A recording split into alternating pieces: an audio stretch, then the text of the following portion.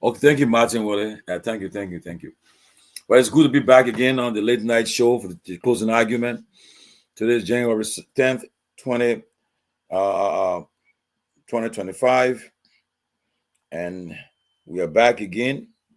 We have some people come and join us soon. Some guests will be joining us tonight too to make it interesting. There are several things to talk about, and we'll be here for the next two maybe 2 hours until midnight before we call it quit. But we are back. As I said earlier, the year is already gone. Once you pass January 2nd, the year is gone. So come and join us. Let's get this interesting. Let's talk about it. Um, the whole week, just went through a whole week, and today's Friday. Today, the president, the visit at the University of Liberia, inducted the 16th president of the university, Dr. Lady. Let me make sure I get her name correctly.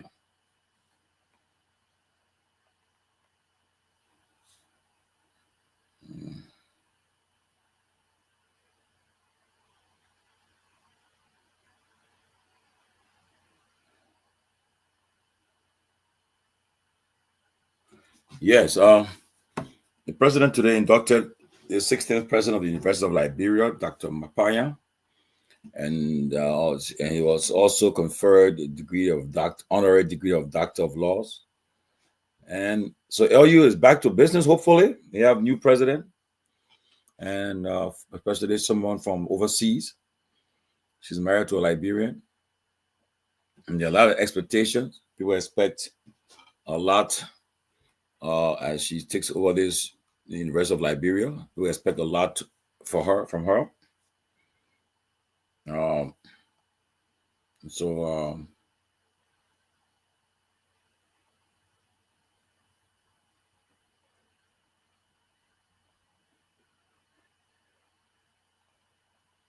so the expectations are high, and for us, we some of us that support the appointment.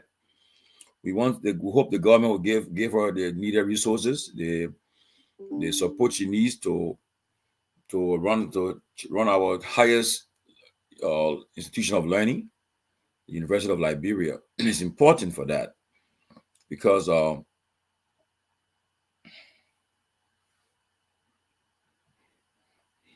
because for too long, since 1951, LU has been struggling. They've been struggling, and I've been struggling for a lot of been struggling. LU been struggling. So for this appointment, we all welcome it.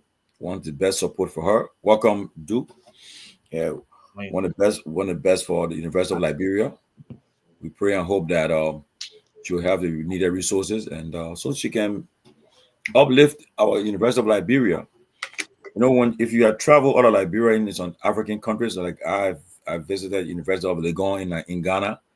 I visited in Nigeria. I went to Unilag. I also went to University of Ife. I went to Ibadan University. I visited also the one they call Awolowo University. I think the same one as Ife.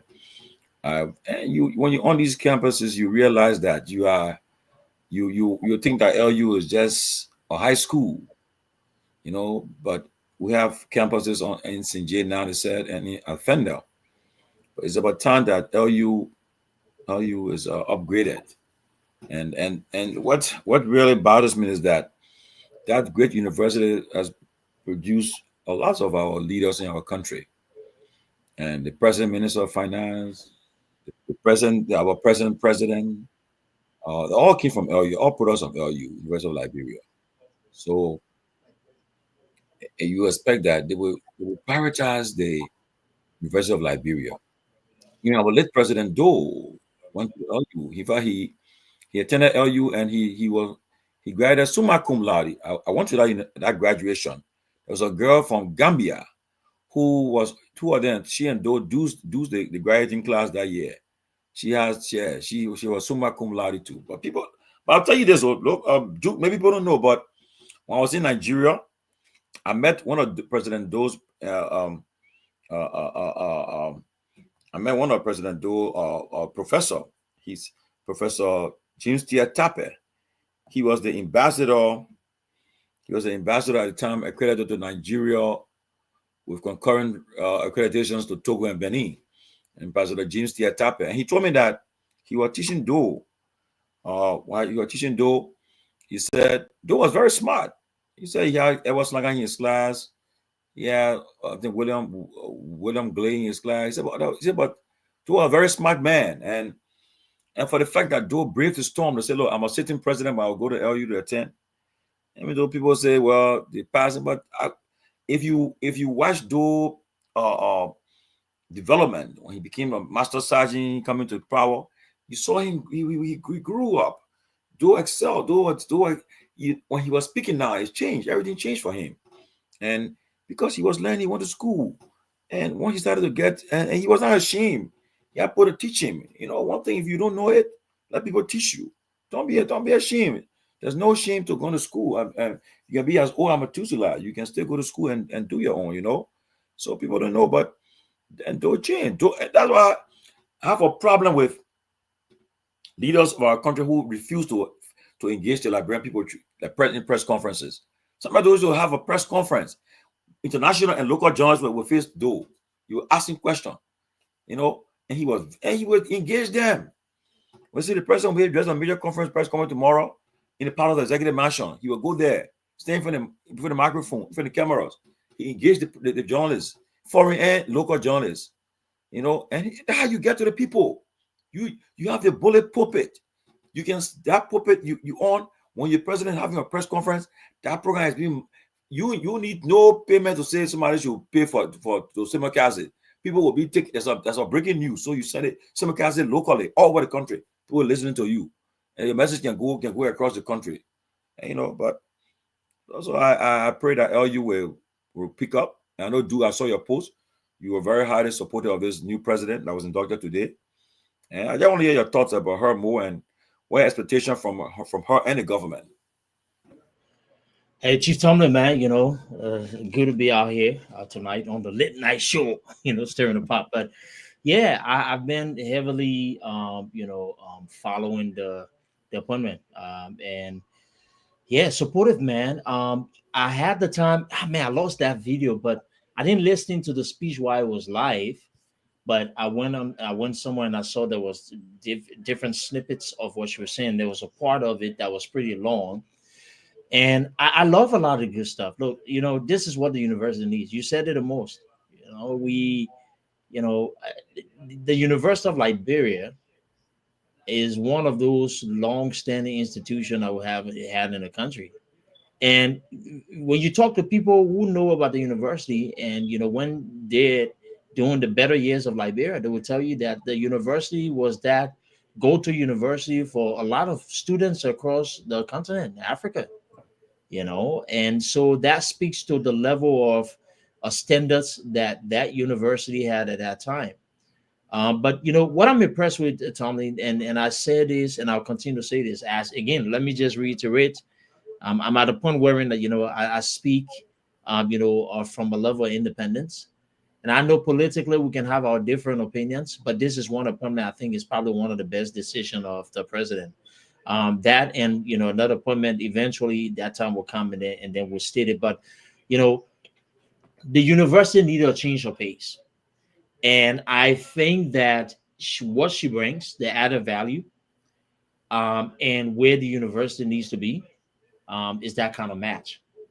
And for me, I like to be more detailed in my analysis when it comes to these issues, and not just talk on the surface, right? And the past few days, I have been talking about certain group, and hopefully we'll come to that point where we're trying to swing things around. But I think she said something profound. She talked about the vision for university. She said that before she even accepted the offer, she took her time to familiarize herself with the happenings of the university. And this is not her first time. A couple of years ago, she was at the university and she came, they started the Fulbright, I believe, scholarship program or so.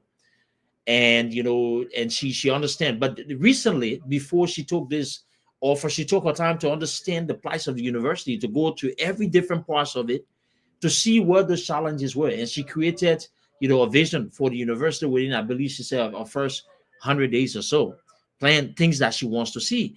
And those were smart. But, in addition to facing taking care of the administrative side, realizing that paying those professors is essential, they need to get paid on time. But she said something valuable, that the university will have to bring in additional income, right, to be able to fund some of the growth that she believes it needs. And that's her strength. She's going to go out there to be able to raise funds. And that's something I've said repeatedly on these shows, but our people, they're used to the one-way side of thinking, Tomalin.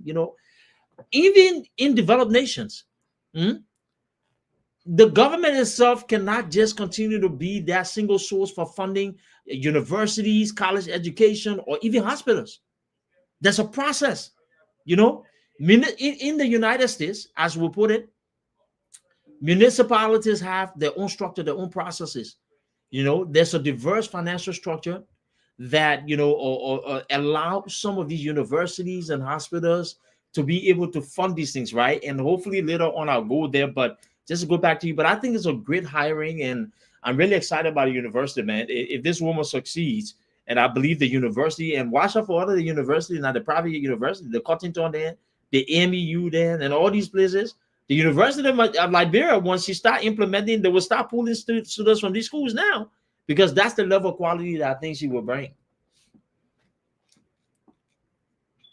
I agree with you, and that's why we said everybody is excited for her appointment. Majority of people, if you take a poll, people are majority is excited for her appointment, and so we look forward to her. We hope that the government will really support her. The budget I heard about the university said it's $20 million.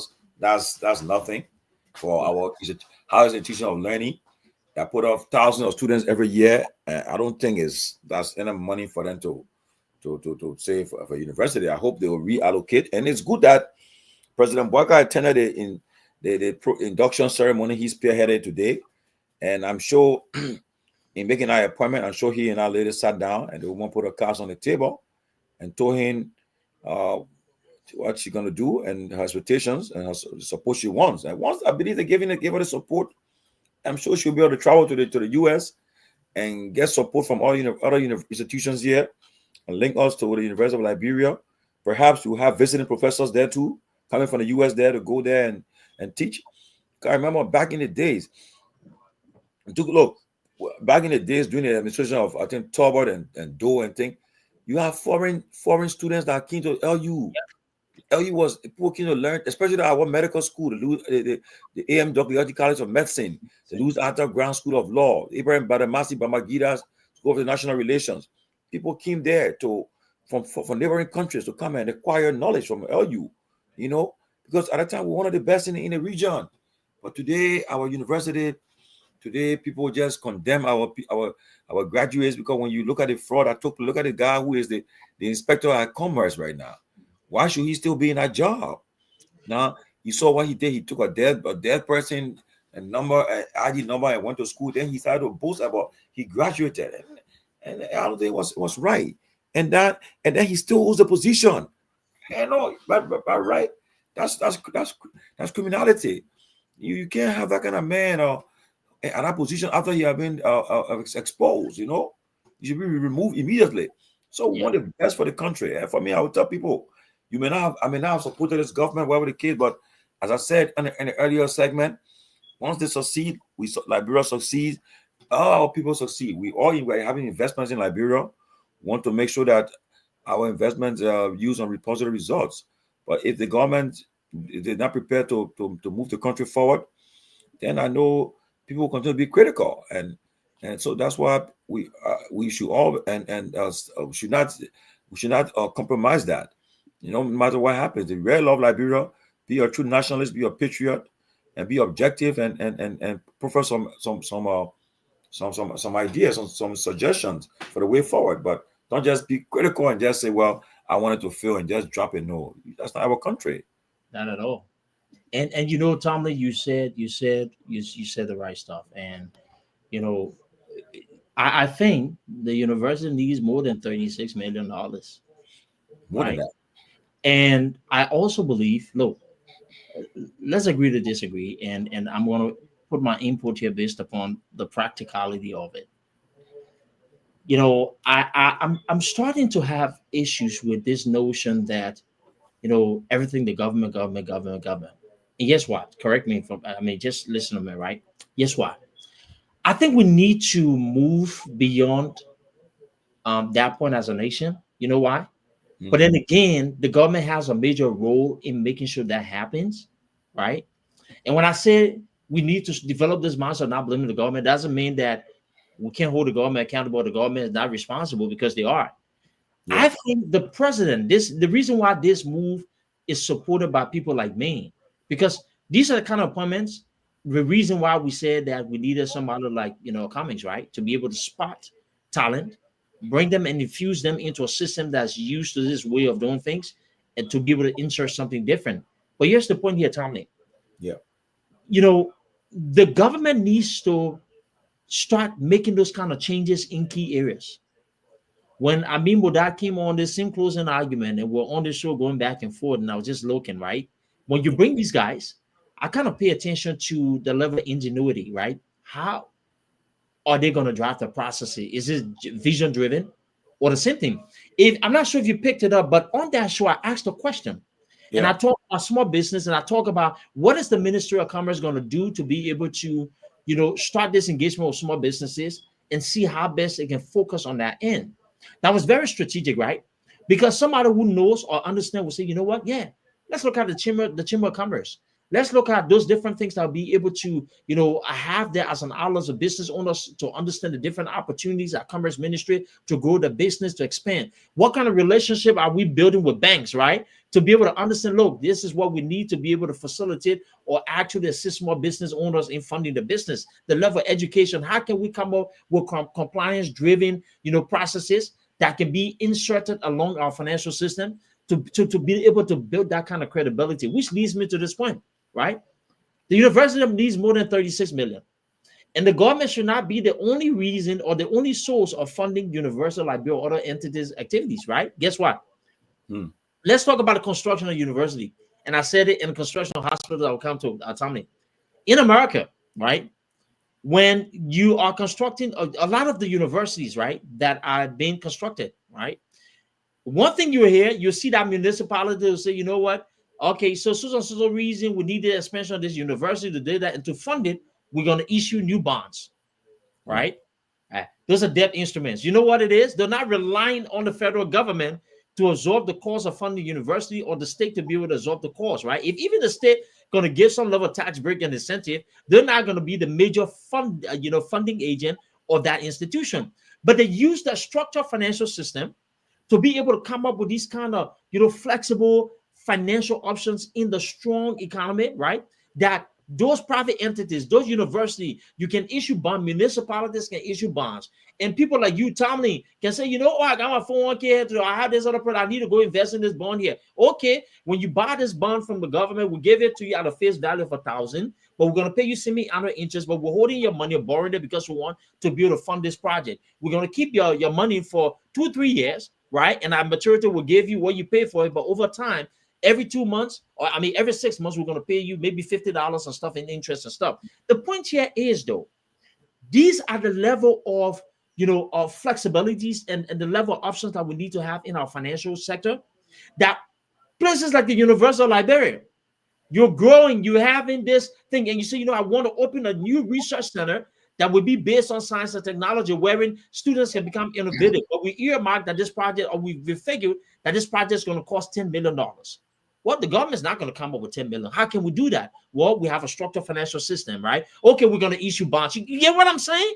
So that's the level of excitement that I have, because if she becomes successful, then it will really support our argument that, you know what, though, when we start looking out of the system, we're not downplaying the efforts of other people, because mind you, not tell us, we got some brilliant professors at that university like Liberians. Oh, yeah. You understand me?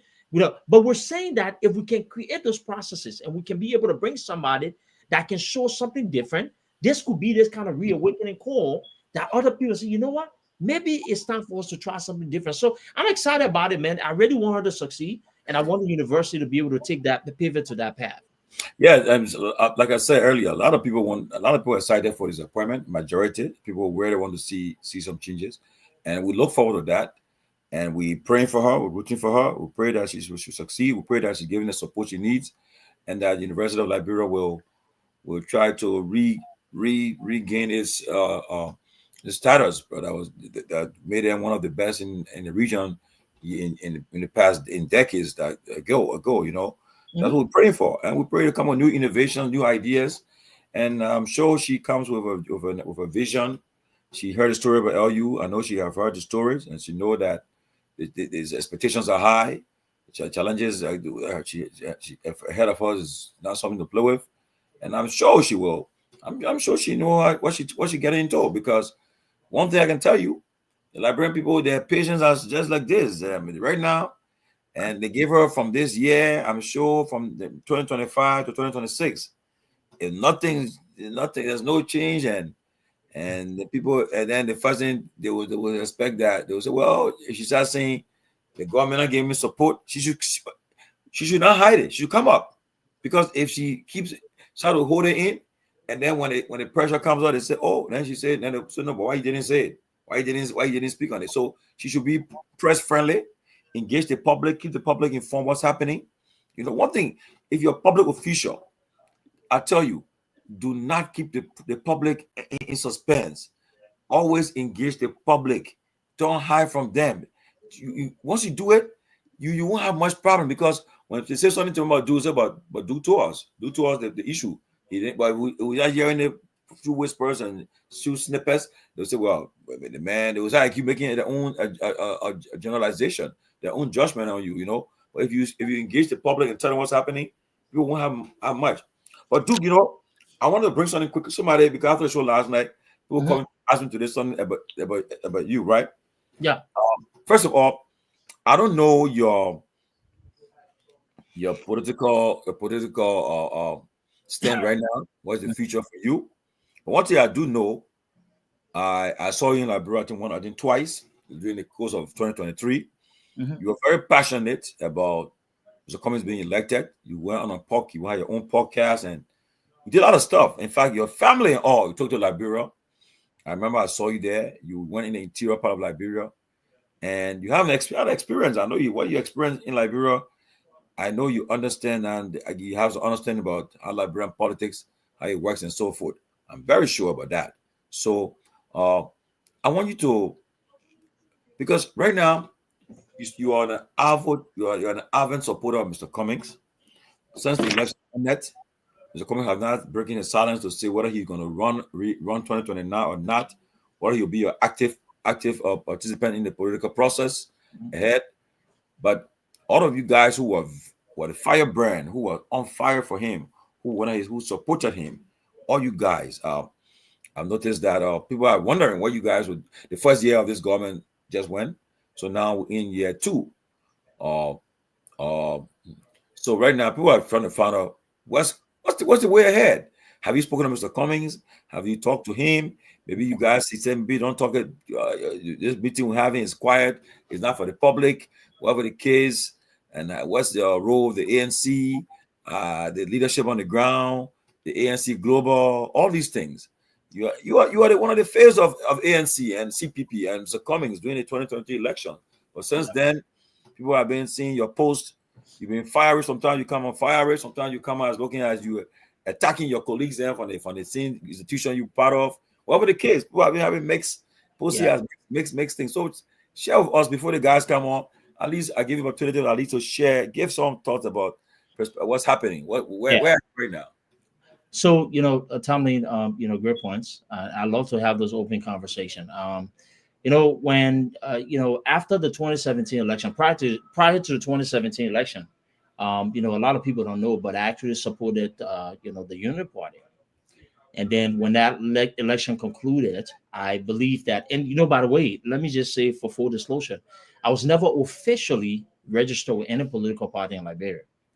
But 2017, I just believe that there was this thing between Omer Boyka and Joshua, and then supported him. And then afterwards, I figured that look, we have to move forward, and I wanted to be actively involved for a political institution. And so I made the decision, you know what, man, this time that I joined a political party. And that's where I started affiliating with the ANC and became there. And I will say this, when I became part of it, from the onset, there are a lot of vision that we have. And I'm one of those people, when I put my hands into something, Tomlin, I just don't talk. I work. And a lot of people who know me behind the scenes and who have actually, been grateful of the kind of work that we've done for that party, if they're truthful to admit about efforts. I don't want to brag. I don't want to say anything, but people know me personally. But politics is dirty, and politics attract a lot of people. And I think there are some people who felt that, I was probably, kind of going, in a certain direction, and had their own little, negative sentiments, and so internally probably became a target by that, in-house politics, wherein a lot of things that could have been done better, when we push for process improvements, they were met with resistance, and there was different, things that happened through the course of time. But throughout the election, you see me on the show, and coming to speak, and people wonder, why is it that, we don't have other people from the ANC come and talk? Because look, truthfully speaking, Mora was here, she was making case and stuff, but we have a place wherein people don't come up to talk if you're not putting something in their pockets, right? And there were funding allocated for, some of those endeavors and communications, not for me, but people who collected some of this money and were supposed to do the job, they didn't do the job, right? And so we had to pick up the loose ends. And some of us who did it for passion, I came on the show, I didn't ask anybody for a dime. Sometimes the common courtesy was not given to me. There was information not shared with me because of those kind of internal conflicts, right? But I would still come on the show and say things and be able to make that point. But when we went to Liberia, it was an eye opener for me, and I had to make a decision, about where I stood in terms of the ANC, in terms of my engagements. The honest truth here is that when we went to Liberia, we felt as if we were people who were targeted by our own people in the party. Why, I don't know, but there was not this kind of one perception, and it was just based upon, I think people have this kind of perception about people in the diaspora and the level of involvement. So I went. When you saw on cameras, you saw me places going around. It was not funded by the ANC. It was out of my pockets. All right. I was around in Monrovia. It was not funded by the ANC. It was me. It came upon a time when I remember I was at the bridge, the Gibraltar Bridge. I was standing on the sidewalk, talking to people and stuff. And a couple of people saw me in my jacket and whatever it is standing along that route. And I think, somebody on Facebook and saw me and like, oh, but no material. There was no materials. I mean, there was nothing to campaign with. It was then, I believe, the Monserrato chair was kind of going. I think she was going home. She stopped, and I said, oh, dude, there's something here, to be able to share poster and all that. But it was pretty late. But we did that. I made a commitment, because the disappointment in all of this, when we landed on the ground, I went the first time, the second time, that's when the realities really hit me. And so I said, I started something, and I have to finish it. And so that, but when the election results came in, I woke up that morning. Emmerich and we drove to Bond County, dark in the middle of the night. Drove to Bond County to go stand on the line. I stood there for hours. I've never been to Liberia in 20 something plus years. After that, I stood in the heat, voted for Mr. Comics and stuff, and I went back and what have you. When I went to different polling stations, different story. But when the election ended that night, it was just kind of worse. Then we lost our friend Seattle. We was somebody took on, but there was this kind of wave of emotions. It was hurt. It was hurtful, because I'm a competitive person. I love to win, right? But if even I lost something, I needed to feel as if that I had given my all.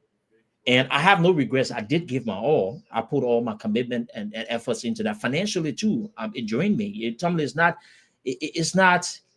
it's very costly, for one person to go Liberia and stay that long, then yet and still take your entire family with you. It's not easy, right? It's very expensive. And buy a plane ticket, multiple plane tickets back and forth, and then and driving there now. So when everything was over, I remember we had several meetings at that party headquarters. I went there. That was the first time I saw, a couple of people and what have you.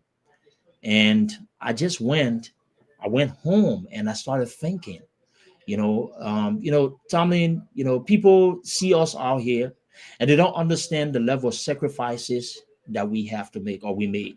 Yeah.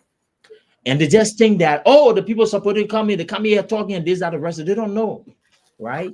It's a lot, especially the stress, the weight to it. Tell me, do you know that, I was in the hospital, admitted in the hospital right before I went to Liberia to vote?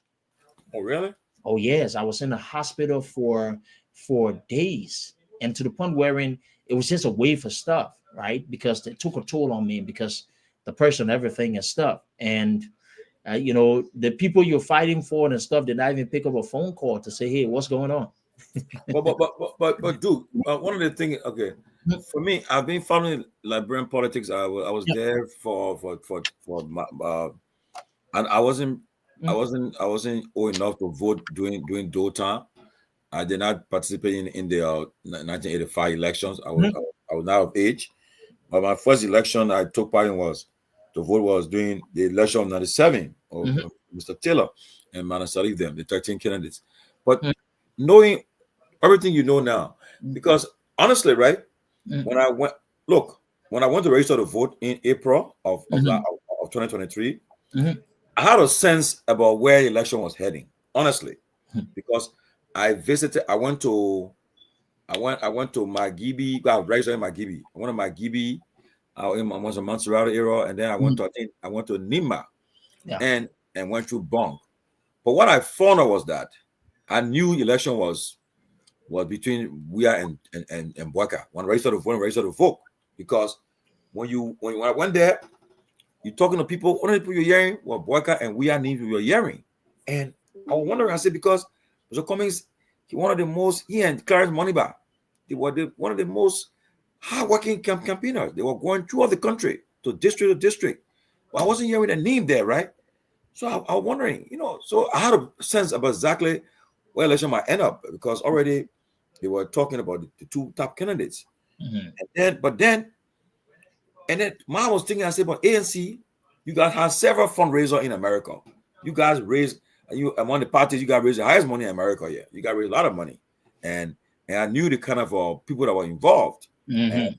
I credit like likes of you, Emmerich, Teola Gibson, what her name, Roslyn, Rossland. Oh, the Giants. Maud, Yeah. all these people. Oh, yes. Yeah. You got the sacrifice that went there. I really give them credit though, and they were working hard, and Yeah. especially on their own resources they were using too. But my thing was, I also felt I said, well, the way I see ANC raising money, the way I see they also having their ground game going, I'm sure this time around they will pull out, they'll pull a surprise. Look, but then on the eve of the election, the first round, I went with I won't call the names, but I went with some people to a particular area in Cinco. We were sitting down there. I was among the entire ANC. I was amongst them, right? And they were there. I was sitting with them, and Mhm. what I found out was they were talking about poll washer. These people were willing now. They were thinking about they will be a poll, very poll senators as poll washers. I said, but then the guys, but then what I found out too was they had not even they were still discussing where they're sending people who will be going to where. And when I went to Habel to vote, I asked the question because for me, when I went there, Mhm. and because of where the kind of thing we had a platform, people knew us. So when I Right. got in the place, they took me. They said, "Oh, they said I'm not a journalist, but they said, oh, they mean a pressman, so you're getting preference." They took me. I went about in front of the line. Mhm. I cast them. When I cast my vote, then I asked the question. I said, "Where are the observers?" There are a few people sitting on the bench, and I said, "Where you from?" They won't say they were from one institution. I didn't. I don't know. I think I only saw a UP and a CDC representative observer over there, and the European Union had people there too. I said, oh, but then people there, I went to Orange Grove.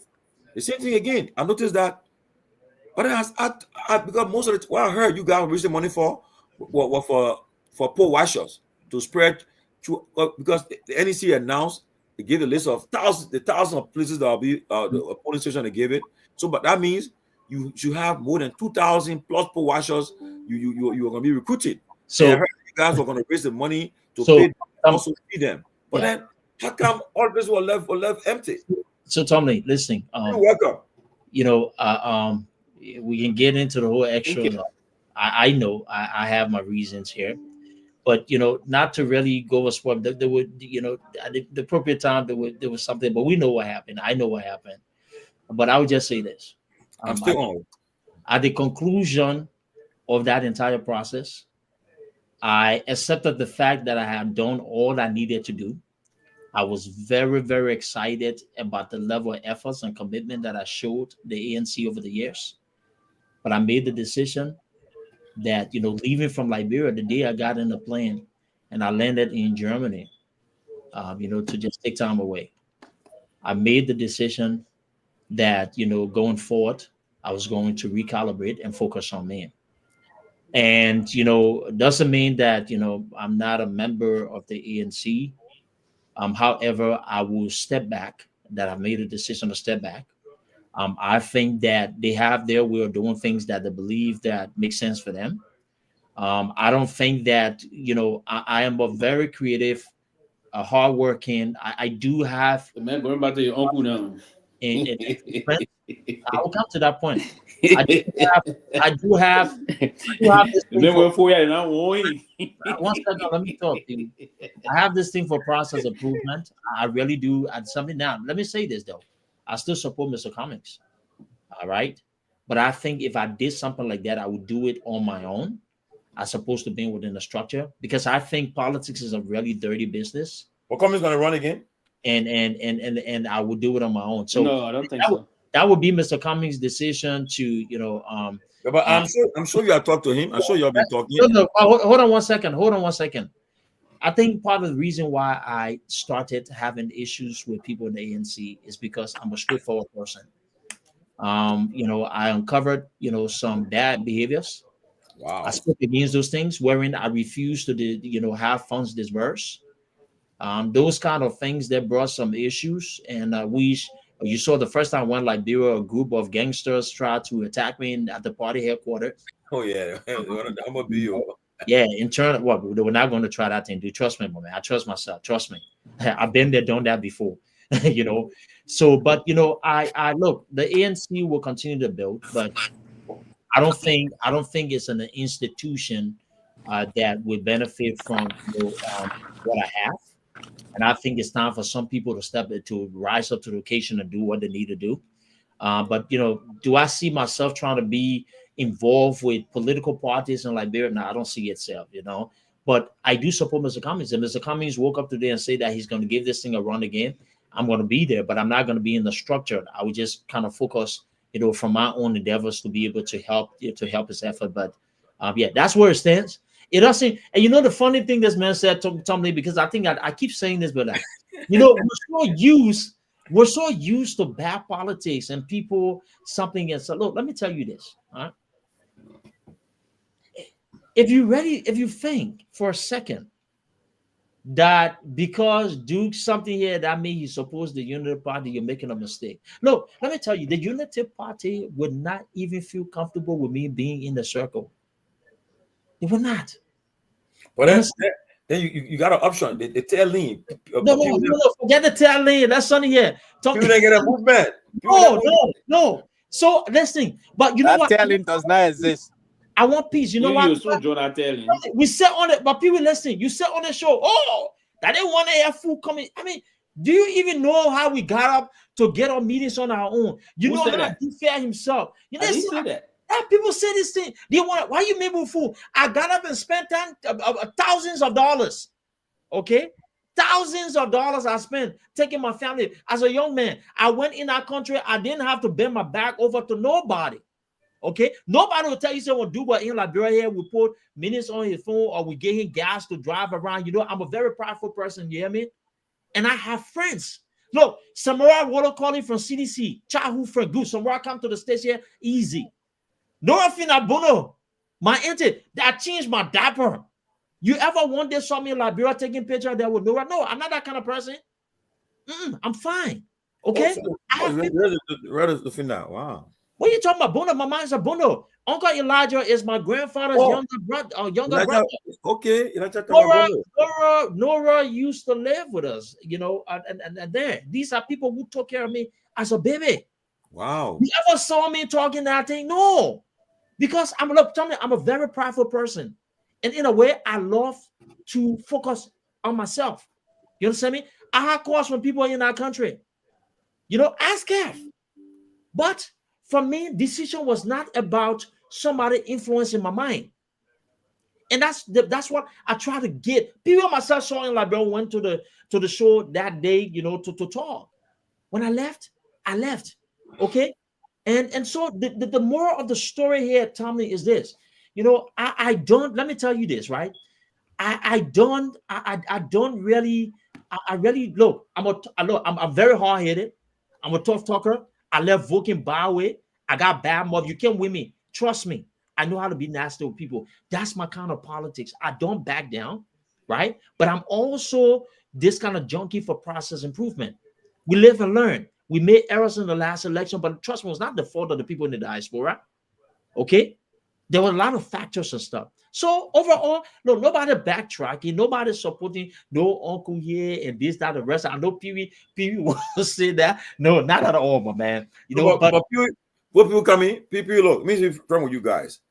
Like I said earlier when we started, I said I've been part of it. I've electoral process from 97 to this point. And if you have not learned, you're coming and say, yeah, you're doing things and over, expecting the same results. And I think we should all learn. That's what I'm saying right now, right? For some of us, our generation now, 2029 should be our cutoff point. If we can't get it right 2029, then we should just say, look, we surrender. Our children and grandchildren. It's not a comics issue. They will now take over. They will come for you now. But because by now you should have learned. Look, and what I'm saying, I've been saying it since last week, since the beginning of this year. If you want to affect anything should happen, you should start this year. Don't wait that. We shouldn't wait for another time. And again, I will say this. You see, I mean, just give me 2 minutes. You see, a person like George Weah, he need to raise too much money to win the election in Liberia. He's already a name brand. He's well known. People know that he's been in elections, senatorial, and other stuff. So he just need a coalition, of united coalition, and with people who understand the local politics in our country. Mm-hmm. If he gets that team together, and that team is strong and strategic, then you understand. Tomalin, okay. Let me give a quick pushback on that. Yeah, good. Yeah. And I think, please, you're giving me this chance here. I think we all need to take a step back, because when I hear people saying Cummings need a team of people who understand politics, I said, look, let's stop this thing. Cummings had a team that was selected with the same notion that these people knew better than the people in the diaspora, and they were political gurus. Just 1 second, Tomalin. You had, people that were on the campaign team that were household name in Liberian politics and stuff. Apparently, they knew better, right? So I don't want us to make this that Cummings need a team of people who something here and kind of like as if. To me, it is not so much about, having those people who think they know Liberian politics, right? It is about, even if you value the contributions of Tomalin and you think that Tomalin has something that can be valuable to my campaign because you understand certain dynamics. Okay, you bring Tomalin in, but you don't have the kind of environment for Tomalin to thrive. How is he going to thrive? You bring a Sylvester Pewee in and you say, oh, this man has something. He maybe understand a certain way of engagement that can help us in this end. Okay, Sylvester Pewee come. But what environment do you have for Sylvester Pewee to thrive? If you want me to be very critical as an eternal individual of the ANC, the difference here is that, we have a lot of brilliant people.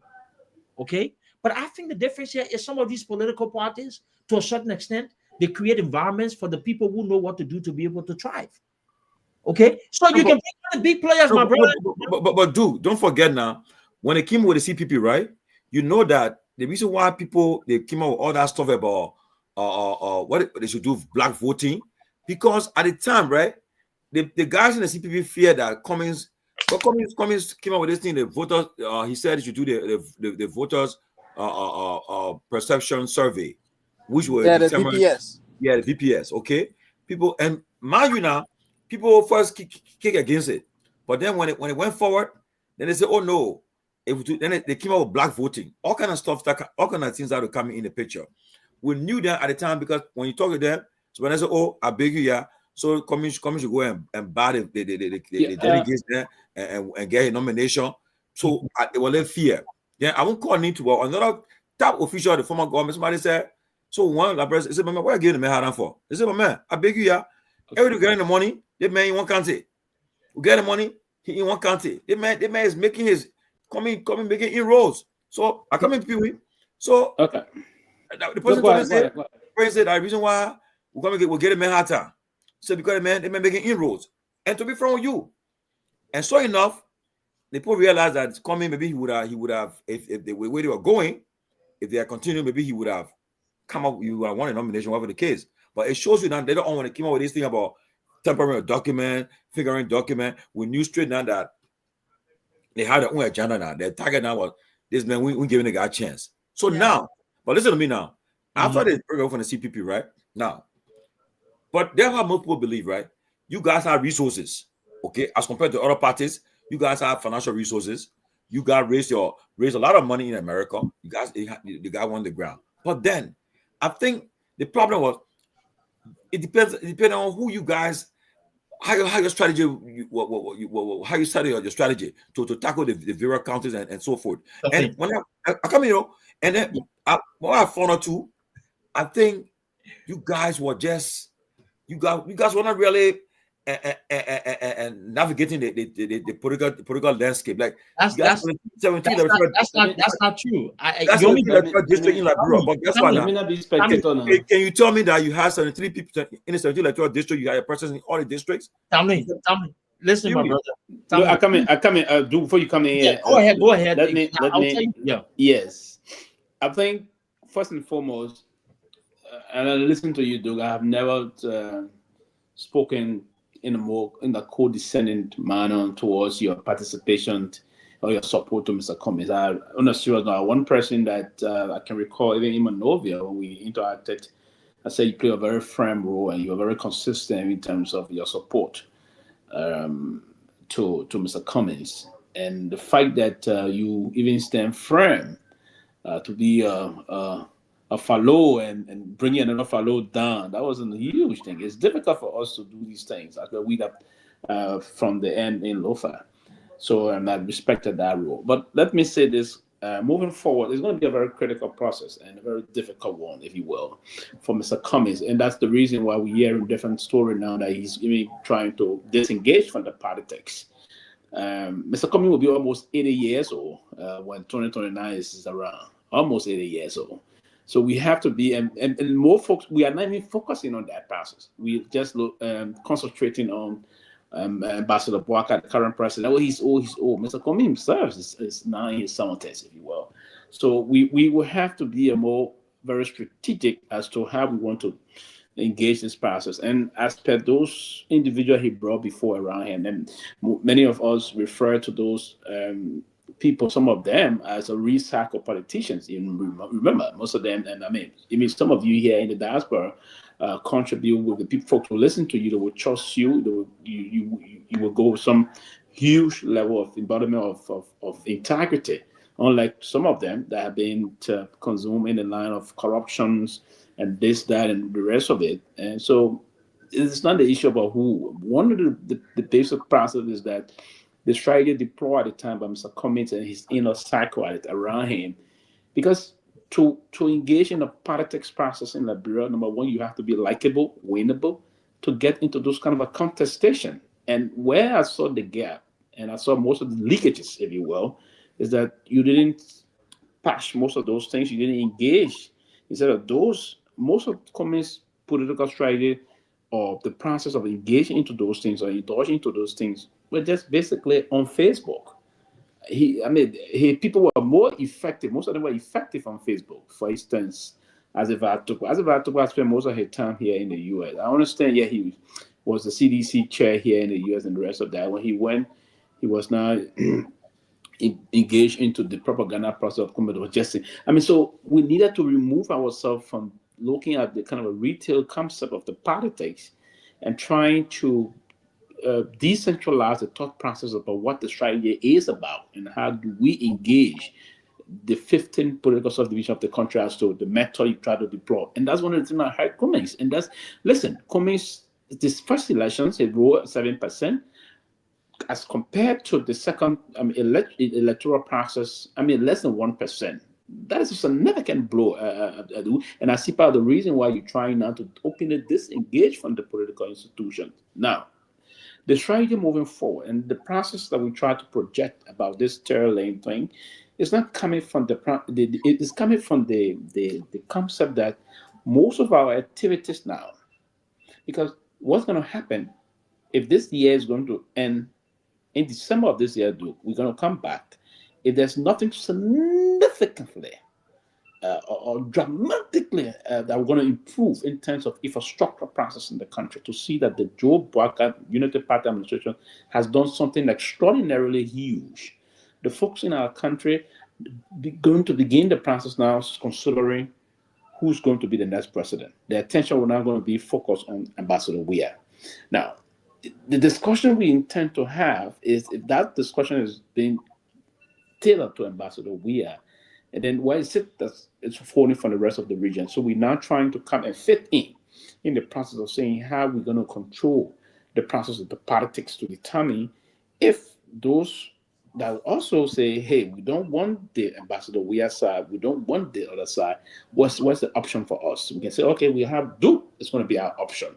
We write it around and say, okay, this is for example, this is the option we have. But again, the basic thing I will say, I don't know if Mr. Cummings' political obituary have been read. I don't know that, for instance, but I may be inclined to think that, and some reason why himself now confiding in people that the only way he'll contest an election in Liberia is where the ordinary people will spend money. And then the people are not going to spend money. The reason why the people support Cummings, they believe Cummings got money. And all those things are going to happen. There's going to be a lot of complications, and those things will have to be handled in a more meticulous way if we were to push and shape the politics of the country. So, Pewee, hopefully the ANC and the people who are familiar with the next steps of Cummings can defend and probably put out a statement. I wouldn't try to say anything because I'm not part of that, arrangement. They can say that, but let me just say, just based upon past, Tomalin, look, one of my strengths, right, is process improvement, matched by the efforts, the work, right. I have an eyes to be able to get things done. We had a process right after the 2017 election when I became fully committed towards this process with the ANC. You understand me?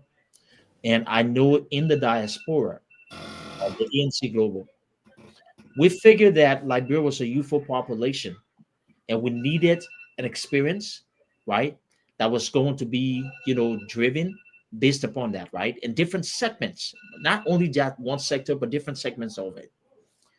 And somebody like me and Emmerich and a couple other people decided that, we can play that role. We had an effective grassroots or ground game. And that ground group, the techniques and the processes that we created, right, would have actually yielded the kind of results that we believe it would have accomplished. And we did some beautiful things along the way. People who know this on the back end will tell you, I was the first person, or me and my team, let me not make it about I, that created the first ever database, right, for text messaging for major political party. You understand me? Frank Darkana, a young man from here, was part of my team. Went to Liberia and we went and looked at the records of the ANC from the last election in 2017. And we tried and paid people to convert some of those into actual data, right? To system and a process, because we believe that a lot of the things that we're going to do, we're going to be driven based upon data, right? That's how we're going to be able to lead our approach. But as told you from the beginning, that's why I said sometimes when I talk, people don't listen. Because I think we just used to something. When you're doing these kind of things, I believe in our political settings, it raises a lot of attention and a lot of unnecessary resistance that come about. And I think we, looking back at everything, if we had stayed committed to our processes, we wouldn't have been in the position that we were in. But that's a long story. All I'm saying here is that, look, there were strategies. That's not the root cause of the issue. It boils down to implementation. But implementation, it boils down to the people you have in team. And I will go back to this again. Some people will sit in the audience and say, hey, listening, oh, that dude there, this, that, the rest of will come. Listen, it's easy to toggle. Our Liberian people tell me. But you start, people will find energy and stuff like they'll come. You have one big meeting the first day. You see 30 people on that call. Wait for the next week and the following week. It will go from 30 to 15 and sometimes. I know. I mean, I've been part of this thing before. I know. Good. I'm telling you, the days where when they started launching, you all get it. Not much there, but then they don't. Yeah. So in that 5 years, the day where it went from the group of 30, right, to a group of 5 committed persons. We were there. The late nights, I have to be to work about 8 o'clock in the morning, wherein I have to have reports that I need to read before the day to take care of my own clients, financial documents. I'm up to like 2 in the morning to make sure that these kids or these young people are going into villages and town to start this process to collect data. Then I get up and wake up. You work, Tomalin. You start at 3 in the morning. You send them money on mobile money to poor people to pay them for fee work and stuff. Then I got to rush, take a bath, get in my car, drive. All on the top of the building. But dude, you see what you're doing there? Now you are doing it. Now you had a party structure on the ground, but apparently you guys are not working in concomitantly. You're not working. Sylvester Pewee, what did I just say? Yeah. You can take a George Weah during his glory days, right?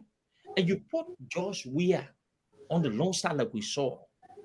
You will get that kind of, you have the Weah and Diba 1-2 punch and stuff, but when the supporting cast is not there, even though you have those 2 world-class individuals, you won't get results. You don't get the kind of results. No, you understand me, right? That's what I want also.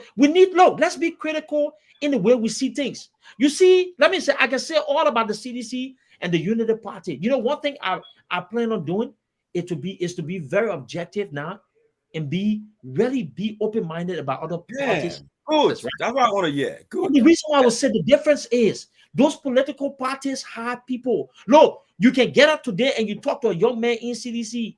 They will go ahead and go and do the work. They wouldn't need a dime. Party loyalty. Oh, yeah. Yes.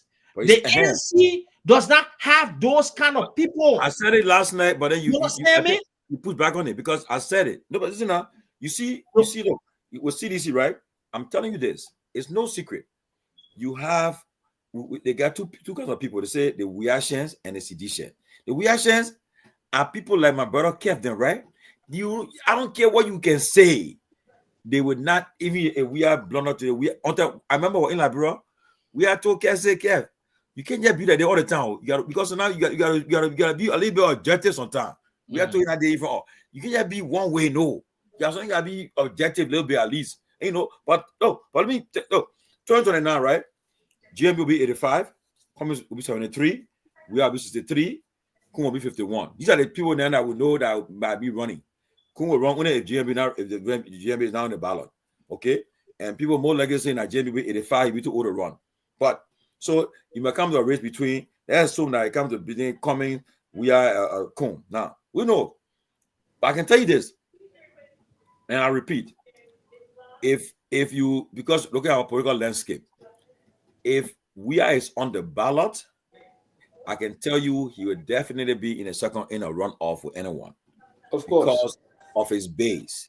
And then, like I said, the way in which when it comes to the fundraising, the way Cummins need to raise money, it's different from the way we need to raise money. You see? We have the way how to raise money. He already a well-known figure. He's been president before and thing that. But Cummins, if he's running, he needs to raise. I come in now. Yeah. But then, right? Yeah.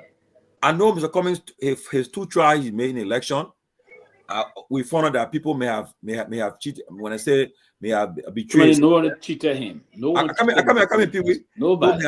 I come in Pewee. People may have betrayed his confidence, his trust by trying to exploit him with whatever resources he put into it. Okay.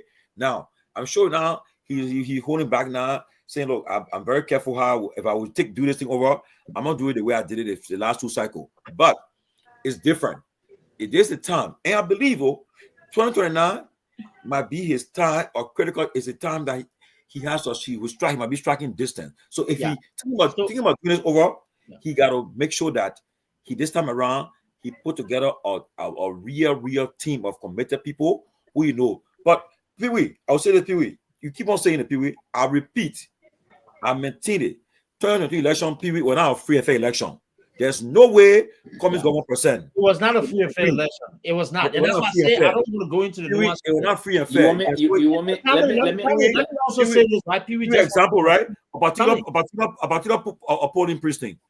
Cummings staff, they voted there. You tell me, say people are getting a breath from him. You votes. You tell me, say that the staff voted against him. They voted against him. Pewee, he's supporting me. Pewee, he pay my school fee. I ain't like, bro, pay my school fee. Do you already tell me, say, Tomalin, if you vote for you vote this way, you will benefit more. I'll go and vote against one. I do very well. My trust depend on you. Pewee, come on, let me be realistic. But Tomalin, just to say this, right? You did say something, and I say this, and I want to be very clear. You know, you mentioned that CDC got reaction, and they got sedition, right? Yes. Okay, the same thing with Mr. Cummings, right? And I think I fall into the category wearing I'm a Cummings guy, right? Those are the things that I need to come to terms. How many of you guys are that in Liberia? How many Cummings guys? Just hear me out. I get it, right? I'm a Cummings guy, right? Yeah. I will always rock with Cummings. I get that part, right? You mentioned something here. Just if I want to be objective, and I want to see a lot of these things. People may not like it. There may be something that's probably in turn. I'm used to people from the past. That's fine, but there will be no diaspora organization connected to Mr. Cummings that's going to be able to match what the ANC Global did. And if you're serious about business, the ANC Global has to be that continued face, number one. You understand me? Because you know what you have in that organization, regardless of what people will say. Tomalin, when you go from 30 to 10 to 15, you will always have those 5 that will be there to work, right? Number one. Number two, the diaspora, right, will have to reconsider its strategy when it comes to funding political parties in Liberia. And I think the diaspora have to retool their investments. And by that, what I mean, they have to take the steering wheel. It has to come to that point.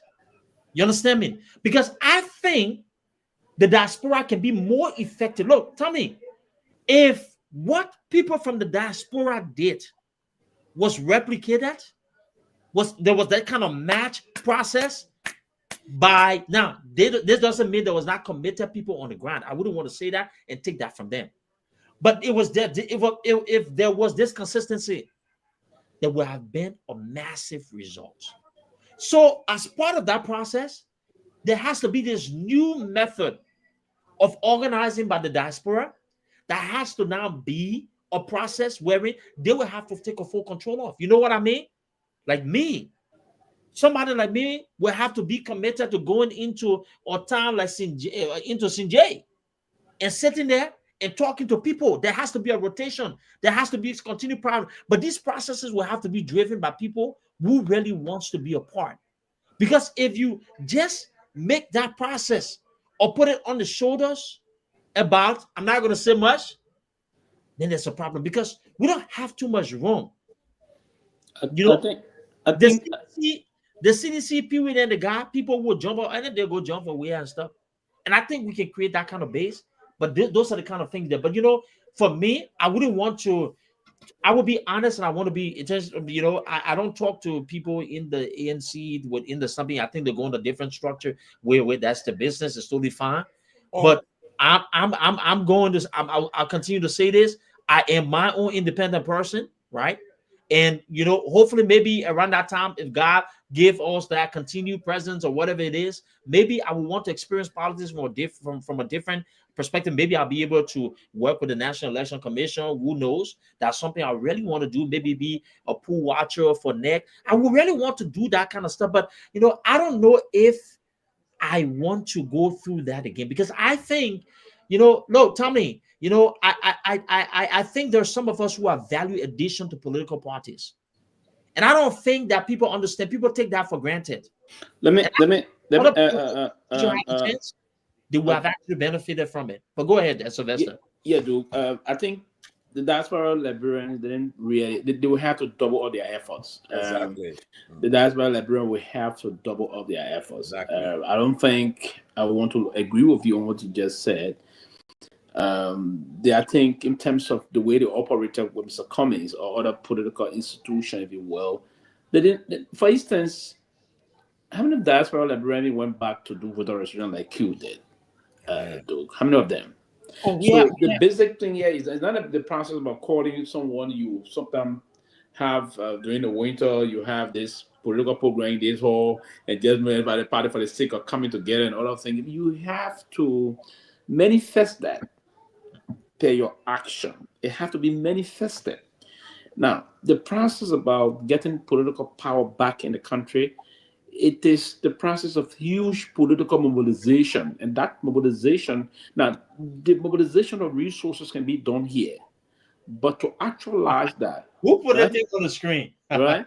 The mobilization of resources can be done here. But to actualize the process, one will have to move on the ground and be in the terrain and be in the trenches. But you did, but you see, people, I don't think you really understood what I said. So okay, I got your point. But here's what I will say. I said they will have to do more if they will want to replicate. I don't know if they did anything for the replicate, but if they want to, because a lot of the fraud, but that fraud could have been mitigated. And tell me. One of the things that I really admire... And before you come in, let me speak. I don't want to slip on this process. Go ahead. I don't agree there were anything about malfeasance in the past elections. Here's what happened. It is obvious that every political election that's organized, everywhere in the world. You're alone. And even you're alone. It was clear. It was manifested also here in the most powerful country on earth that there was some glitches, if you will. There was some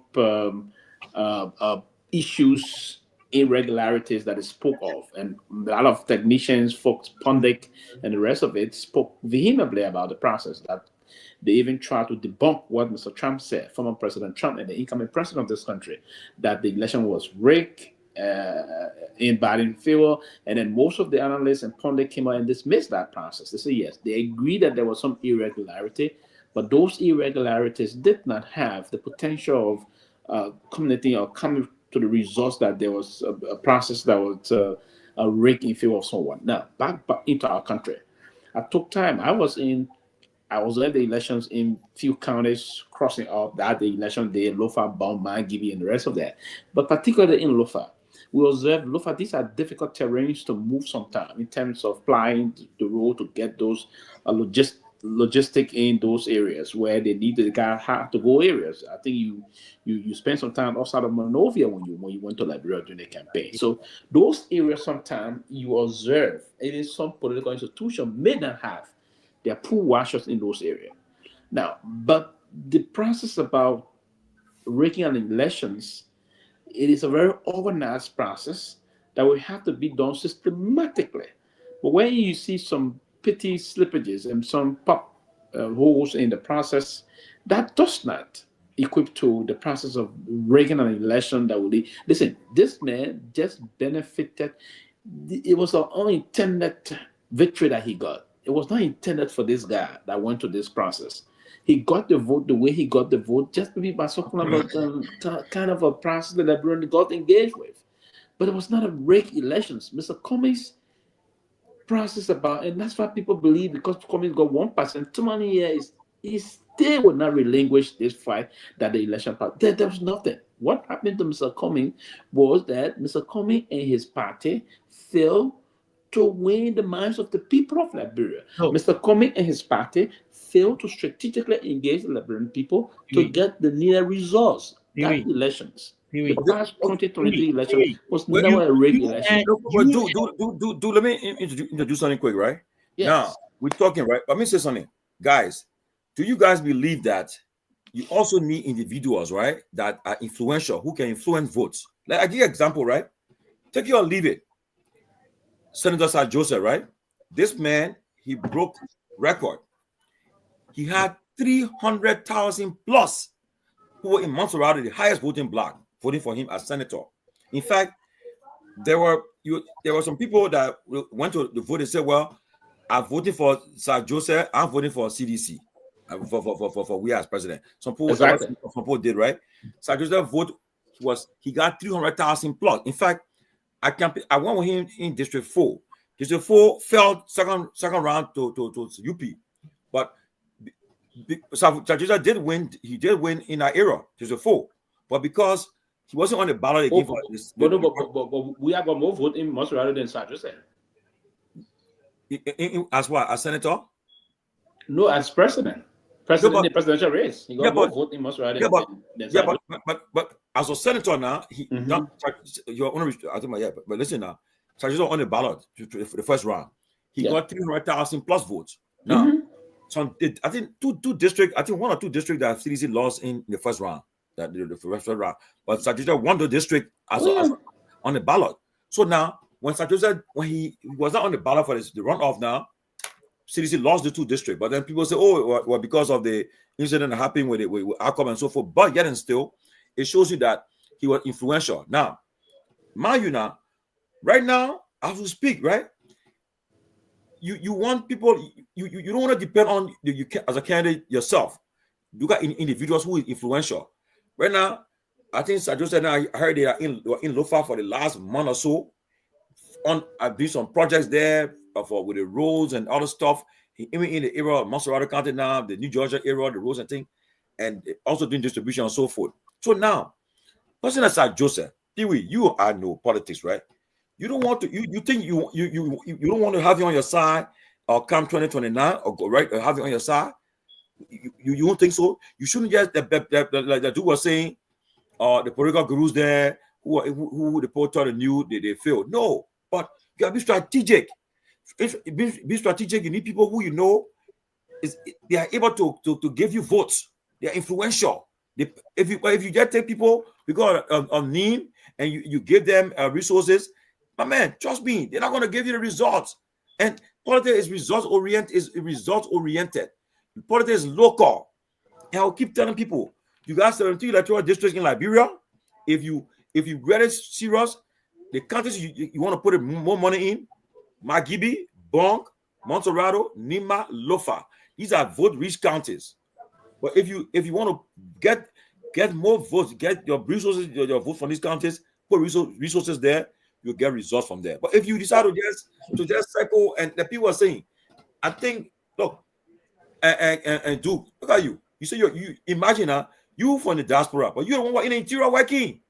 How much what were you? How much support you had? All the resources you got raised in America. You guys should have put that resources into this country. I just called. How many people were there? But you guys, you only your few. And then number two, you got to understand the people, the local politics on the ground. If you don't have no understanding of it, you will drown. And Tomalin, you're right. Look, the people who want to run, to be president, in 2029 will figure that out with the team. But I think for somebody like me, Pewee say he got his Tomalin. We invite you to come aboard. Somebody corrected me. It says Sajula got more votes than we are in Baga. Sajula got 375,209 votes. That was somebody just sent me. And we are got what? The other person get a breakdown. We are got what? Yeah. The total vote? No, that's not true. Everybody check the record. The person check the record. Go ahead. Check it. So, what I'm really excited about is that one of the things that this entire electoral process taught me, to fall in love with process building on my own. And I think most of my time now will be spent in District 17. That's what I'm really preparing for, to be able to see how I can be more operational effective in that district. And then assess District 7 where? District 17. Montserrat? Yeah. So that's a district that I grew you want up. to contest? But a lot of my activities. Are you declaring an intent to contest? A lot of my activities. Listening. And he's running that district. I will support him because it's a declaration of intent. If do running for a district election for a representative, I will support him. I would like to continue to answer my question. Let me say this. It's a declaration of intent. Hold on one second. Yes, I from the history of that district. I think a lot of our people, it's a district that's rich with a lot of educated young people, right? That district benefited a lot from tourism, the Hotel Africa, the OU Conference Center, those activities. Mm-hmm. I think it takes a new set of vision and marketing to be able to attract those kind of activities. I do think there are areas of opportunities where we can be able to create an effective economy. It is not one of those districts that seems overwhelming because a lot of people who live there know people, and it's something that I feel comfortable with.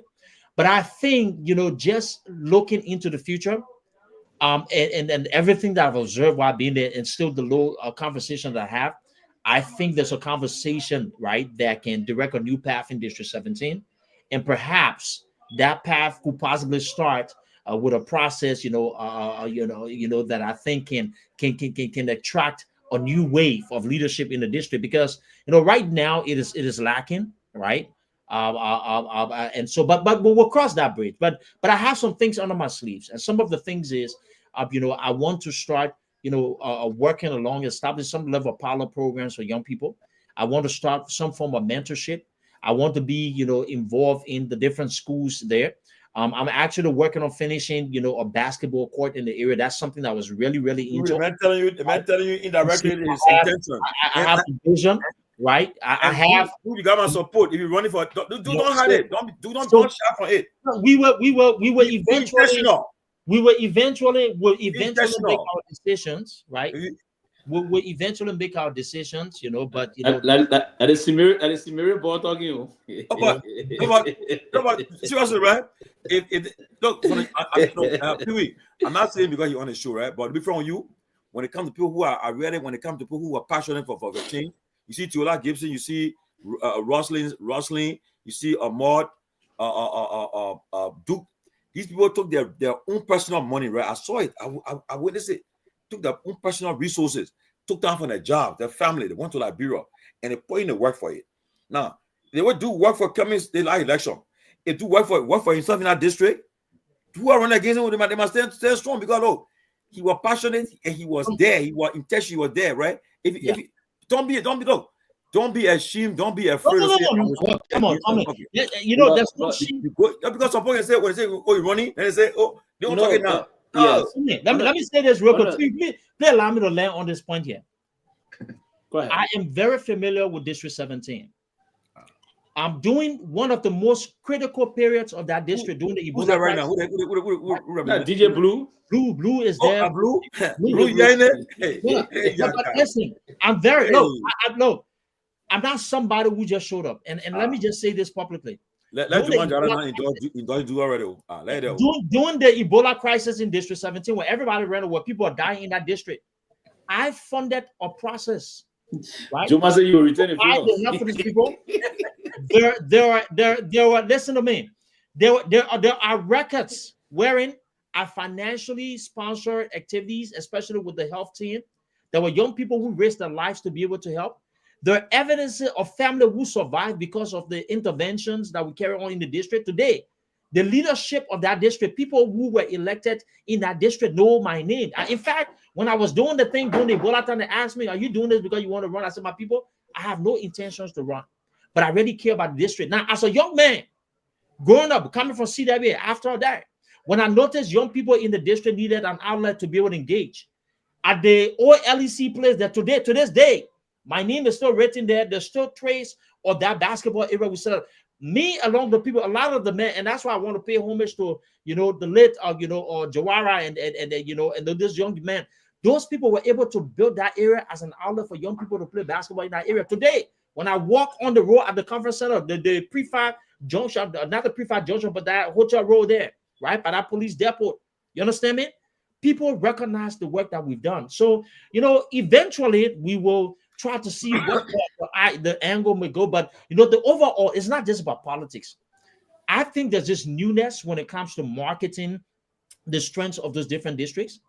I think the little fundings that we have in terms of the district funds can be maximized. I think the lack of vision and leadership, the understanding to be able to grow the little we have and turn it into something that can work for the people is something that we've lacked. And based upon my experience, based upon some of the things that I do, my understanding of finance and how to be able to grow money, I do believe that with the right processes, we can turn our district into. If Duke's serious, right? Look, if Duke is serious for the run for that district, I would encourage. I'll tell Duke. He already familiar with the district already. So he should not wait till 2028, 29. He should start. But any start this year, every year you visit that district. I come and do every year visit that district, do something there. Let people get to know you, get on the ground, and don't waste time. You start going after the person that there right now. Don't be cool with them. Go after them, telling the people you hiring town meetings. Say, look, the money for the district. This what happened here. The money that comes to the district, they see. You be critical. You be intentional. You go after your person. You want to unseat. You go after them. Make yourself known. Be the voice of that district. People and just look. Seriously, if you start taking it dramatic way, you want to be cool with them.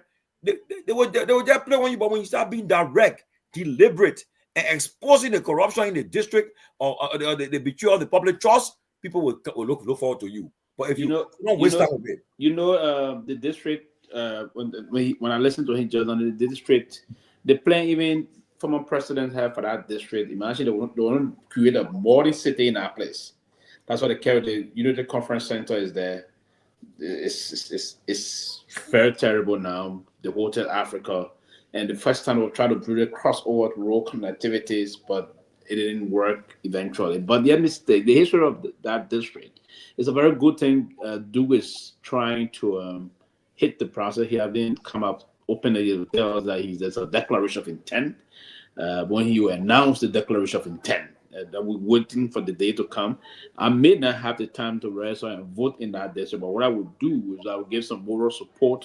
If there's the time is around, I'll give moral support, and I will give some political support also, and probably a financial support to the campaign. But here's what I would say about that district. If you find the track record of that district, I can recall when they got won election 2011, he brought the fire for fire, called Dumper Fire, Dake. Well, Dake district, eh? Yeah, Dake won that district. He won one term. The Kazoo came and defeated him. Henson Kezulu defeated him, and Henson Kezulu he won 110-2. Yeah, yes. Henson Kezulu defeated him. Henson Kezulu defeated him 2017, and then the past recent. At the time, Henson Kezulu defeated him. Henson Kezulu was the accounting controller general of the Republic of Liberia when he contested against Dake, and Dake alleged all kind of a thing. Then recent time, DJ Blue came and defeated Henson Kezulu. Now, so the history of that district. Blue ran before somebody beat him in that district. Yes, yeah, he did. It was Henson Kezulu that defeated him. He came by eventually. He contested at the time, other than contested against Dake, but then Kezulu won. That Banjo, that Broadway area. Yeah, you got Banjo, Gate Junction, all the way. A lot of stuff. A lot of Rick's, Lakiri, all of this. Yes.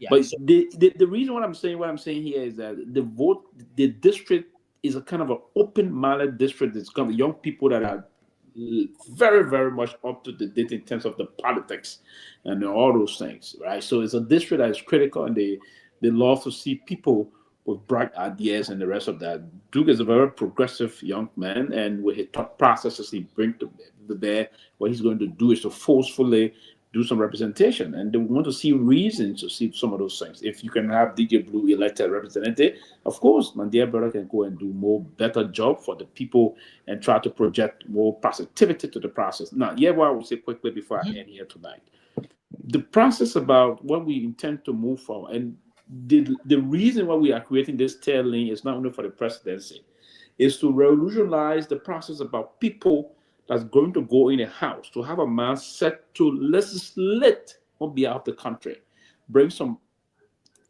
progressive thought process that would benefit the mass base of our people.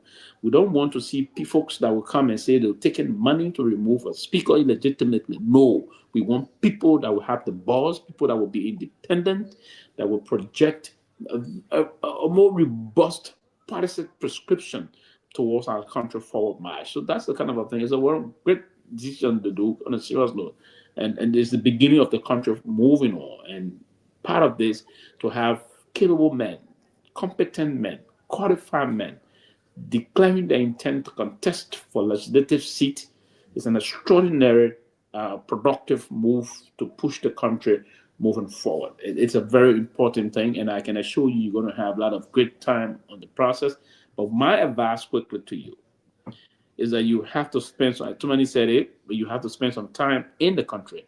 You have to spend more time and familiarize yourself with different blocks, the different communities, and allow the young people to get to know you better, and you have more discussion.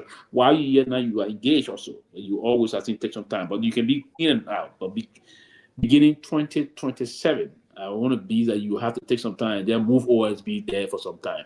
That would be my advice to you. No, you're true. But the thing about it, I love that district. I grew up in the district, right? I was a young man on leading quizzing team to win, debates and quizzing tournaments there. People don't know, but I actually led, the school, after United Middle School there. I actually was captain of the quizzing team. And at the United Methodist game, we won a lot of stuff. In addition to I played basketball in there, so a lot of people know. But when during the election when I went there, I was able to meet with familiar faces. I've been part of the district. I've been actually, in my own way playing things and doing things there. But I think there's a long way to go. There are a lot of conversations outside of just politics and other things. I'm excited. I think there needs to be this new attraction to the district. That's what I commended the president on the construction of the roads and making sure to clear that road straight into the district area from the entire, Gabriel Tucker Bridge and going down into District 17. That road was bad, and when you fix the road in that area, it helps. And the next thing that hopefully, I can get the right type of connections, right, and to be able to meet. I think we want to start making that district as an ideal area for activities. I think the conference center, the government needs to look at the conference center and see how best they can restore that facility. Right now, the hotel is long gone, so I'm not sure who's going to come up with a major investment to be able to build a new hotel. But there's other things that I believe that can be done, and it has to do with attracting the right kind of people that can see it from there. So those are different things there. Now, look, I know people say high zone and this. Look, I'm not a stranger to that district. Nothing's finalized. We're just having conversation. But I would say this though. I think based upon the kind of relationships that I have in this district, I have some really good people, and I grew up in a highly strong family. You can't wear our beret. We would not get. But let me be frank with you guys, right? I would encourage. We got 1 more hour to go, guys. That we're gonna make it. Let me say this, right? I would encourage anybody who want to run for the House or the Senate in Liberia, especially the House. I would encourage them. If especially serious people, I know that will make a difference. Especially the guys who have been they're exhibiting this. And mind you, right now, they were talking now. If the message gets to DJ Blue that you gonna go for that district, maybe DJ Blue you double your effort. You say, I think I gotta get serious now because there was no effort. There was effort. So anything, but now, and the reality is that, on a serious note, Pewee, if you can, like you said earlier, if you're giving your monetary due, you should visit that place regularly. Look, you have a team on the ground. You have an office on that in that district, and keep that office active. It costs money. I know you can fund it. You can raise money from your network of friends and supporters. You got. To be fair, it will cost money. Yeah, it will cost money. But the man is a finance guy, so I know you got networks of people that can support him. Okay, and if you can get that office functional, especially the young people that are coming 10, 18. You target the kind of people because they train now. the innovation, they're thinking differently now. They're thinking about it. You tell them about TikTok, about all the children will pick it up. They say, huh? And these children will say, this man got a program for us that will learn a lot of stuff and helping us. And he was seeing that somebody will open opportunities for us. They will look to your side. He tell the person said, look, Tomalin job been there for that the same people. They imagine he's still getting for $4,000 car. They're doing the one. That money should do a lot for you guys. Yeah. All stuff can happen. I mean, if I look out my country, my Gibi, yeah, we're all looking at that era too. So 2027, some all move back home. We're getting serious with that era too. Even though my friend there, I said, oh man, I tell you, and you say you're a seditious, but then you go to work, you support him, you remove illegal removal of a speaker, and you in our district. And I know what we did there. We help. I want one with him throughout our district from country from hospital to hospital. Yeah, I said, baby, you think you're doing right now? You come out to 2029. You ran, and then you started between your own party. You say the party now with you, so you did a party, and you on your own. You join majority blast. You're doing SYZ. I say you come to a point where you regret what you did today. And trust me, people will take people serious because, and then you can hit back at the people, hit them hard, and they can say they can threaten you. No, you know why? Because you're not depending on them to survive. Because you can go Liberia and your team on the ground hitting them hard, get a border in cyber network. They're going after the guys then, going to the school campuses, local communities, telling them about Pewee. So try to your duty is to try to disrupt Pewee, try to bring it down, tear him apart. I don't care. Expose Pewee. So make people scared. He said, the people, but when I tell you the people know how money I getting here. What doing the money for the district? What the district? And you bring him down. Your goal. And you are not nothing to lose. I win or I don't win. You're for me. It won't affect me. But in that district, if you really plan your strategy well, and where I see things going now about all the guys believe, I agree with Tony Johnson. He can win the elections. He can win it. Yes. You just have to plan it. He can win it. You can't go in there to say you just try. You can win it. You can beat that man. I keep saying the way you work 2023, and you work harder that for you got how many? You have about 4 more years of work. So Tony, I didn't say that he should go. He should start on 27. I'm saying he should be actively engaged now, and then move in 2027 to be resident there until the elections. That's what I meant. But for now, you're going to engage, Tony. He's going to engage, and he's going to be very proactive in most of the different communities, map up the communities, put the community in zones. He understands the community better. Exactly. He lived there. I do know the community too, but he do understand the community more than I do. So he's going to put into play a structural process as to how he intends to engage his campaign issue. I've ran the senator elections, represent the election before. I'm familiar with the way we have to do it. And I went to the national election process. So this issue that he have to do, right? Engaging. You can imagine men are doing the legislature in the house there. It might be happy, right? First of all, you'll be a disruptor because you'll be every time you'll be voting on us. And we need all kind of people in the house also. We need them all. It will bring some changes in the country. Seriously, because body politics. Yes, because if you say, well, they want not happening, they butcher your you'll be on the flow. Yeah. Because when you're not hungry, you can stand for something. Yes. Yeah. And you know, Tomalin, I would say this here, right? I think, in addition to lacking the level of credibility, and I think a lot of the leaders who have in the country lack vision. A couple of months ago, I wrote something and I meant it, and I'll continue to say that I drop these ideas because I hope, that our, leaders can listen. And I said, look, a place like, the District 17, those are areas that's got history. You understand me?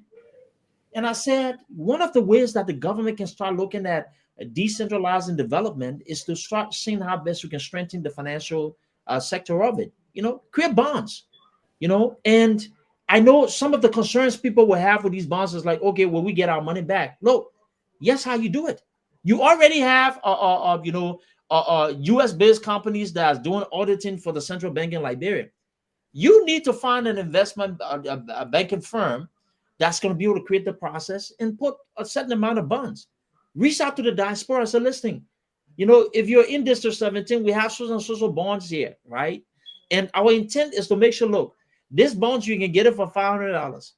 Semi-annually, we're going to pay you certain interest on it. Look, don't worry about us paying you back because we have a firm that's doing it. Yes, how we're going to do it. And it has to be revenue bonds. And the way you fund that, take some money and look at, a toll booths along that area. That's a major traffic area into other places. Make it affordable. You can do it, right? Look for other places and stuff and see how best you can use those income streams to be able to pay back investors. I think those are creative ways. And, we don't know these things because a lot of the people in leadership are still used to the antiquated ways of doing things. And that's what frustrates me, right? And that's what frustrates some of us. And I think that kind of way of thinking, right? And how to be able to not just only focus on the budget allocation, but with the little we have, how we can maximize it based upon the efforts. And that's some of the thing. When I look at it and say, oh, you got $15,000 for what? The County Development Fund, Pewee, there. And people say, oh, we're going to go ahead and do this and stuff. Look, it may not be sufficient, but those things, the way you think about it, okay, if I get $15,000, how can I sell the idea to my district for us to be able to maximize it? How can people in Lofa County say, look, if the government wants to make sure that people are doing mining here, how can we directly impact from the deals that government is doing? Come up with different county tax that can be able to go into the funding of projects in the district, right? That, what I like about District 17 is a highly educated district. They have well-learned young people in that district there, right? So I think there are different things. And we're just talking about things for now, but those are some of the things that, we're doing that. And you said, somebody said, I think District 17 should be, yeah, true. It should be possibly, divided into two, probably there, right? Yeah. So somebody said create bonds, a strategy that works, or travel and beg for money. I'm not sure. He said bonds or strategy that works. Yeah. Yeah. So Professor Larkin was writing something, but you want to come up with some creative ways, right? Right. Exactly. What Professor trying to say? No, he's trying to say create bonds, a strategy that works, as opposed to going outside to go beg for money, right? So those are creative ways, and that's what I'm saying, because I pitched. So tell me, I beg you, I don't understand. You're who in the area. Tell me what so, you mean. You remember when I got on the thing tonight, and I talk about geos and I talk about revenues, right? Yeah. A lot of these conversations are not they're not regular conversations because people just think about things a certain way. And guess what I mean? So so let's say North Carolina, we have the University of North Carolina, right? And the University of North Carolina says that it wants to be able to expand. Yeah. And it says that, okay, we're building a new unit that's going to focus on science, technology, and math. We want to make sure that we have the next wave of be able to train students and take them into the next wave of artificial intelligence. But we need a modernized area with the right level of sophistication, right? So they talk to the municipality and say, okay, how can we go about this, right? So, government cannot fund everything. So what you do is that you go ahead and you hire, a firm, and then you put in the bond buyer and you go ahead and issue bonds. So those bonds, they put it in something called a bond buyer, right? So let's say municipal bonds or general obligation bonds, or let's say munis, because munis are revenue bonds, for instance. So revenue is based upon the income stream that you're generating. So you declare it public. You say, okay, look, we're about to issue such bonds here to the public. It's going to go here. You can go ahead and buy it. So Tomalin sees that. You say, okay, I'm going to put my $1,000 as a fair value here for this bond, right? Then the government shows you, okay, so the government now becomes a borrower. Tomalin becomes a lender. You're putting your money. But then what we're saying is that you're giving me $1,000, but we have an agreed interest that we're going to pay you either annually or semi-annually. And at the end of the day, when that bond matures, you will get your $1,000 back. Okay. I think it's a great way. Now, the challenge, though, or the area of opportunities, because of the kind of financial structure we have in Liberia, the government now will have to find people who can convince people in the diaspora and other places to be able to invest. Now, the way they can go about doing it, just from my own low suggestion to them, they have to remove themselves and hire a third-party credible institution. So you already use some of those institutions to be able to do auditings and stuff for the central bank. So find these corporations and stuff and say, look, we want you all to help us with our process, right? And let there be a bit middleman, and let there be an account wherein that's controlled not by the government there. So if you put a toll booth, let's say somewhere at the Simple Breeze a place there where you have a lot of traffic going into Wabome County and other places and stuff, right? And you said that's a revenue generating area. That toll booth can generate revenue. The people who pay for the bonds that sponsor the construction of that particular booth. So the income stream you get from those things can actually give you, well, the money that you raise from those bonds can help you to be able to fund projects. And the way in which you pay investors back will be able to satisfy. So the government go ahead and say, Tommy, thank you for it. The bonds mature. Yeah, your money back here. Yes, the interest you've earned. So what I was saying, though, is that those are the creative processes that we need in our financial system to help expand. So when you fix this thing, you had it with the University of Liberia, you have it with hospitals, that way government need to give budget for JFK. No, create a process wherein those institutions will be able to benefit from expansion based upon the revenue you're generating from investors. That's what I'm saying. Okay. Pewee, people asking me, they say Tomalin, Pewee been talking the last 2 weeks about the movement. And from what we gather is seem to be a reality. So Pewee, so tell us, you have a time. We have to take about 45 minutes. You tell us about this on a serious note. What's the reason behind your term movement? Are you guys thinking about taking up people from CDC, from UP, from ANC, from other parties? I mean, what you guys about? I hear you guys are be going to a foreign country to meet soon. In Europe. There should be some meeting in Europe, and then you guys will be launching. So what is all about? So basically, this is about trying to set the agenda for the country to move forward. I think it's hard time that you listen to many Liberians. Sometimes they're frustrated, they're disgruntled, or disillusioned. And I mean, it's time to time we hear those things. Liberians will want to say this. Now, part of the reason why we're trying to champion this cause is that we tired of this situation that the Liberian people will always be destitute in their own society. It's about turning the mass base of the people will have to be a factor into the process about the country moving on. You need folks that will have to be straightforward, bold in thinking, and realistic, that will be prepared to help the country move on in a more strategic way. So part of this is that the Liberian people now, well, what was the reason why Mr. Weah did not get re-elected in his second term? We want to ascertain and get some of the facts. Why is the reason that, and now the first year almost, a lot of Liberians are now craving for change again after just rejecting Mr. Weah and re-electing the Unity Party-led government in a year time, moving forward to the second year. So now we are now caught up now. Now the conundrum here that the country faces is that we need to face that problem. The conundrum is the issue of confidence.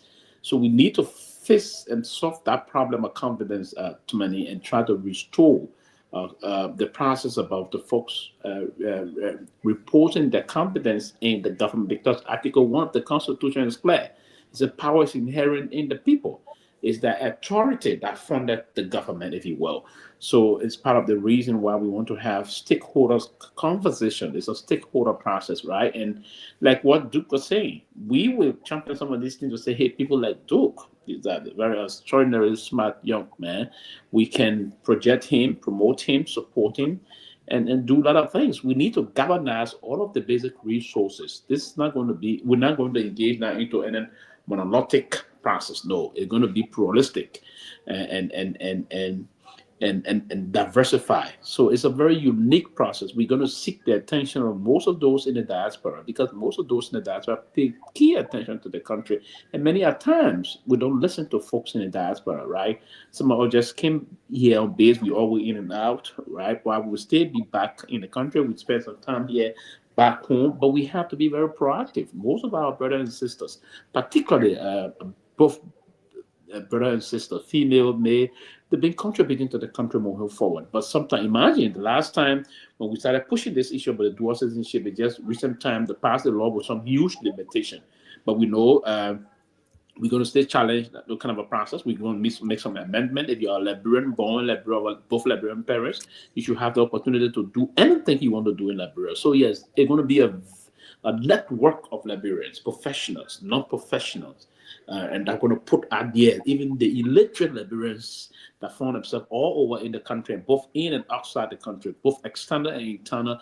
It's going to be a mass mobilization process. We'll galvanize the support of everybody in moving this process forward. It's going to gain a lot of steam.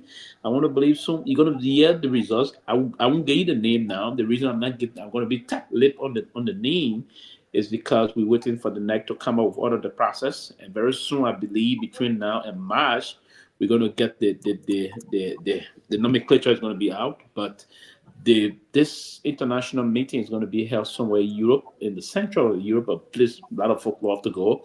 We'll be calling the name soon also, and that meeting is geared towards engaging in all sectors, both those from Europe, those from the USA, those from part of Africa, also even folks from the country are going to be part of it. We're going to have the discussion and then move the process forward. And then immediately thereafter, there's going to be a huge campaign launch, part of what the caucus, the rule of law caucus is now doing. We're going to begin the process of standing firm for the people, ensuring that the people should have the basic issue.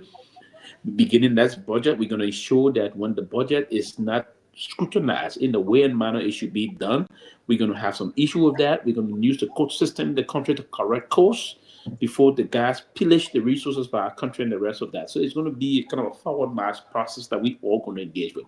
It's something that we're going to invite everybody on board. No one's going to come and say they're going to individualize. It's going to be an institutionalized basis. We're going to have an approach of institutionalism.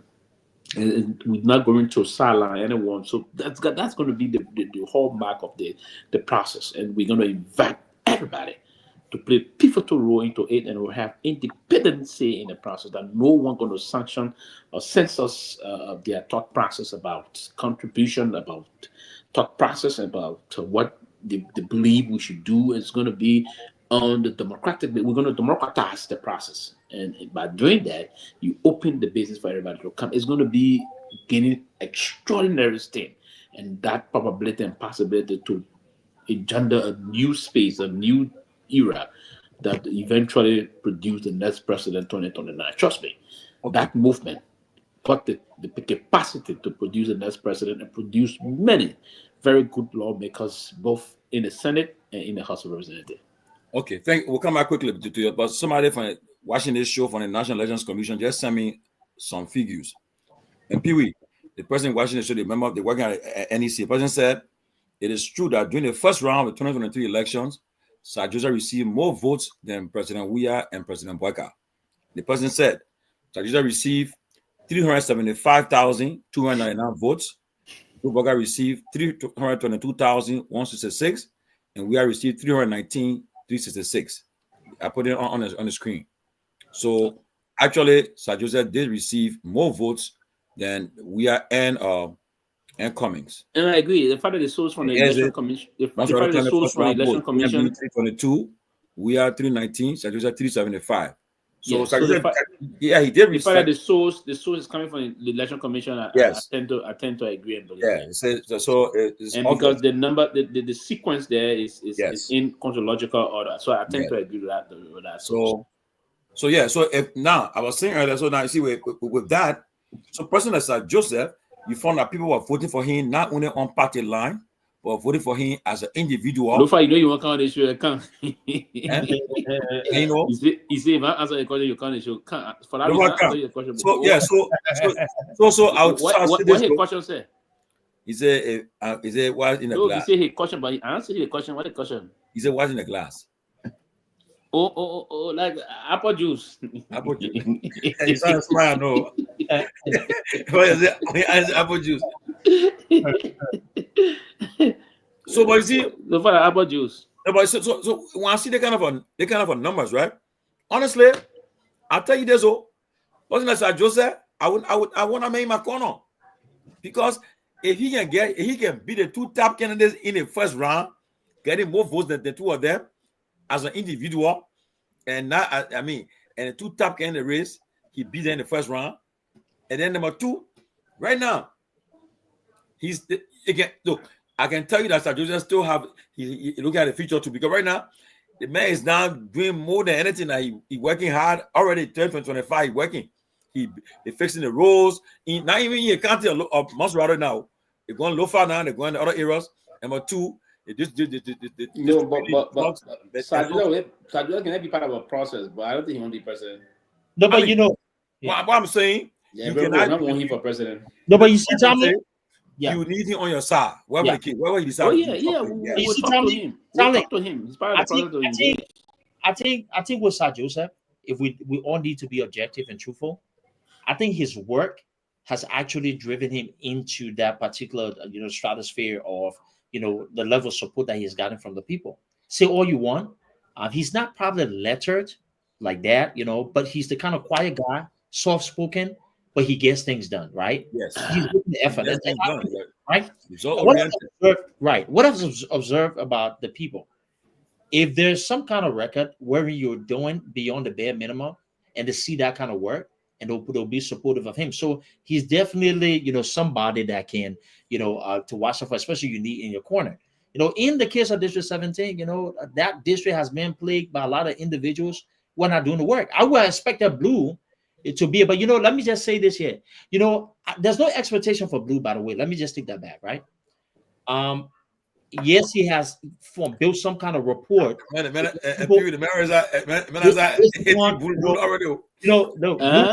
probably he probably built some report. Dude, you already do it already. Yeah, he probably built a report with young people because he's a DJ and people let pleasure. But I think we've come to the point, especially with that district, it's a serious district. There's a lot of educated people in that district, right? I think we've transcended beyond the level of pleasure. And there's not an expectation for Blue because we got a no Blue record. Blue was not this person that was built on the foundation of credibility. He's a dishonest person that's been in his past for a long time. So I don't expect anybody who's been into shady deals fiery. So Blue, you can't look. We have to move from this era of electing criminals and putting them into a position that requires leadership. And that's why I think that district is too much of a good district to subject itself to somebody who does not really have a vision. It's only there to hustle, right? And so hopefully, that's going to be, a conversation to have going forward there. But, it's been a great evening, Tomlin. The night show is really beginning to see. It's not making it, you got 360 person watching you live right now. He got people from NEC all watching you now. So people just supposed to know that people wrong. We'll get the result just now, and they came away. And you see now, because honestly, people taking the thing serious. I'll tell you this though, like brand politics, right? I will not overlook anybody. So Pewee, if you're talking about say, whether you want to be. You can never. No. Listen again, no. For the future, right? What I said, I don't think he want to be president. I didn't say he cannot be president. I don't know. I don't know whether he's president. We don't know, Pewee. So you can't. Yeah. I mean, right now, the man spent. He from Lofa originally, right? But he spent some time in Lofa. Now people are saying. Now I saw some pictures today. I think I was some pictures from Lofa. For the kind of thing they're doing on the road and stuff they're doing there now, other stuff. And mind you, in Bombay recently in the northwestern area of Liberia, distributing medical supplies and drugs and so forth.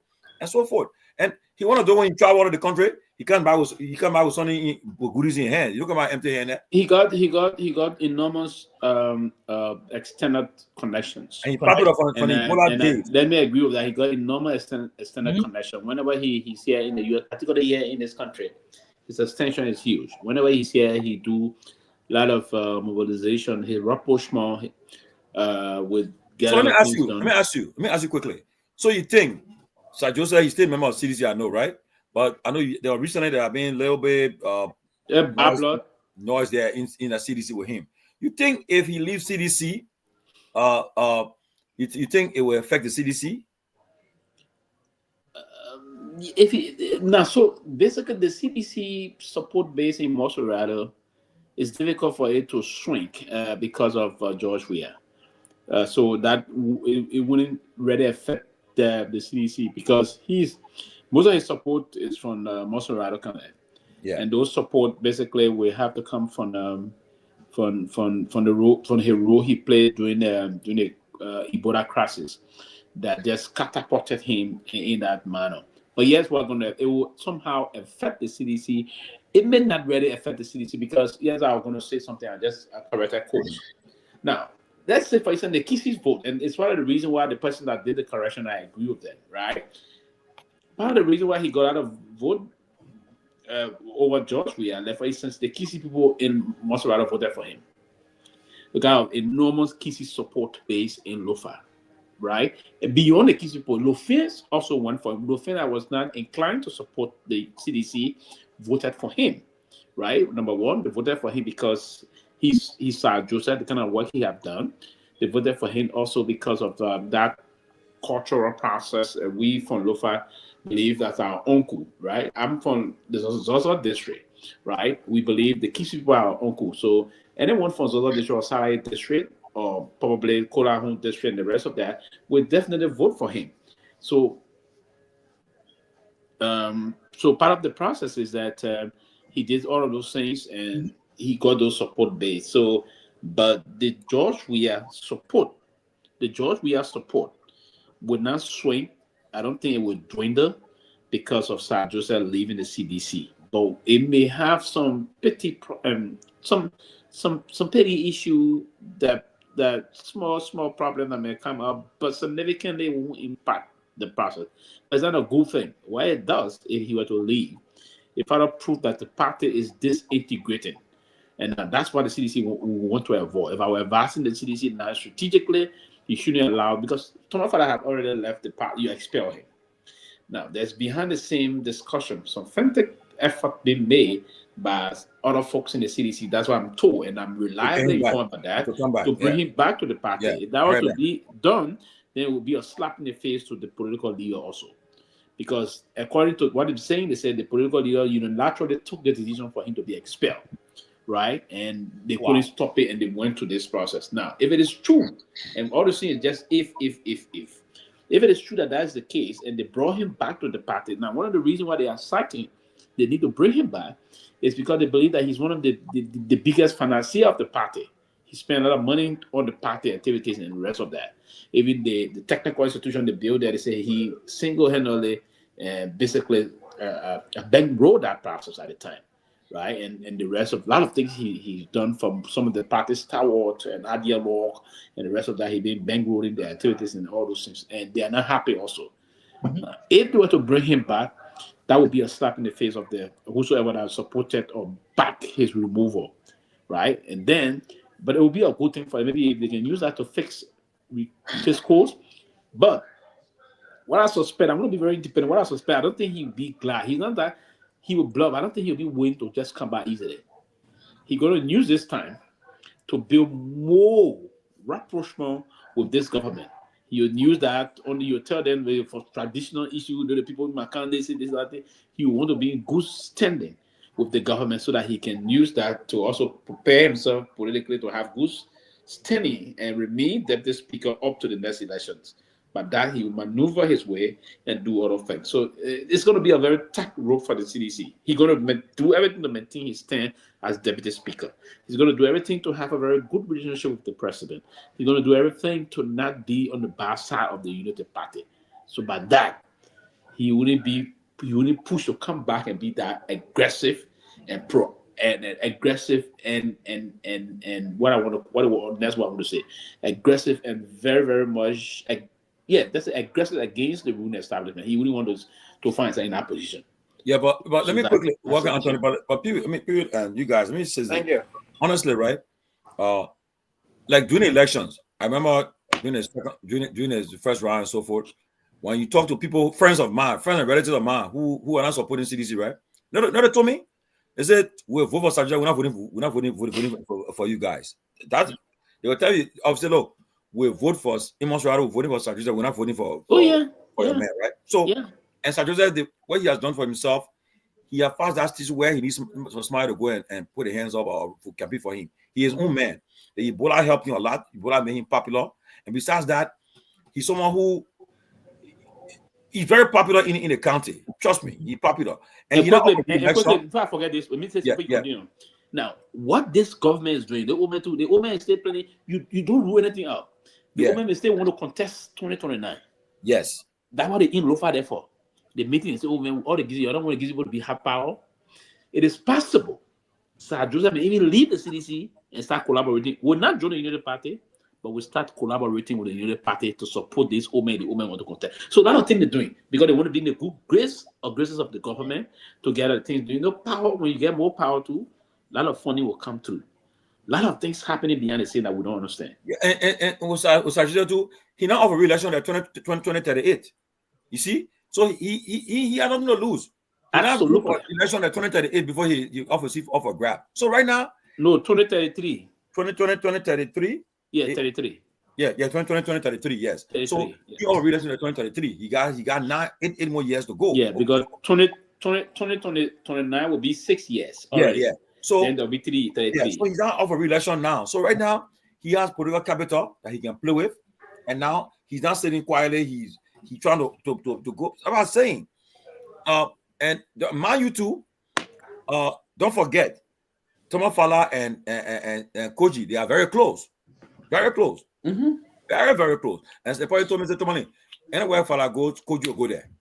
And I this recent issue with the speaker, I tend to believe it because I've seen it for myself that Koji have not been really been the Koji I know who have been vocal and everything, and he has not been. I mean, I think with Fala and Tina, you can tell that. I mean, I saw as that whole thing about him as being expelled, as well as weak. And since then, Koji are going to silence. They're not making no noise, nothing but it, nothing coming up. And so I believe Koji got business to protect them. I believe that if Sir Joseph, Thomas Fala, Koji them, they are all going on. They are trying to get them away from the CDC. It will affect the CDC. I don't care what people can say. It has some effect. It might be a major effect, but it will have some effect on the CDC. Honestly, because these are people who also use their influence and their resources to especially Sir Joseph and Fala with their constituents and other partisans. They are known amongst them. So these are people you won't see them leave. Absolutely. You won't see them you won't hold them together still to give them to tell if you want to really think about 2029. So, and again, who knows? What are you guys, your tear movement? What are you trying to get hold of them? And then I heard too, I think I asked a question the other day, and somebody said, they said, oh, Sir Joseph and Cummings have met. I said, oh, I heard that, but before the holiday, I heard about that. And when I asked the question, they said, well, they met, but it wasn't any kind of thing, major. So again, you can never tell. Like you said, Pewee, a lot of things were happening in the background we don't know. Oh yes, a lot of things. You gotta dig deeper to find out. Anthony Gay, you've been following. What's up? Yeah. Yeah, I've been following today. I've been very busy at work. Oh my God, sure. But you guys, you've been doing it been a while. Working? Are you still working? What she reading? Who made before? The man I made says it didn't. I'm done working. I'm just waiting for somebody to release me now. As I mentioned, you know. Yeah, but good conversation. You know, this whole circumstance here. I know people are saying, you know, all of the different scenario. They want to give out all the different, you know, political, you know, analysis about where we should go, how we should do things, and whatnot. Like I said last night on the call when I called in, you know, last night, the best for the ANC and Mr. Cummings and the rest of the other people is to grow the party, expand our base, mobilize as many as people as we can to have our own base and have our own, you know, identity. 2025, 2026, and 2027. This is not time to talk about any form of collaboration whatsoever. This is not time to anybody who encouraged Mr. Cummings right now to talk about collaboration will be doing Mr. Cummings a disservice, and it'll be very premature, and it will be treated the way we were treated within the CPP. I would encourage anyone now. This is the perfect storm for the ANC and Mr. Cummings, you know, to engage the Liberian people, to grow the party, expand our reach, and that's what we need to do. Look, when you contest an election and lose, it's not the end of the world, right? You learn from some of the things you did right, you learn from some of the things you did wrong, and you pick it up from there and keep it moving, right? We did some things that were not, you know, the best of things. You know, we learn from those things, and trust me, if we follow anything that was done 2027. Anthony, let me interrupt you. Anthony, I mean direct with you. We get much time. Me direct with you. ASC offer you're having convention, I think in March. Yes. I know Tagwombe is running for chairman.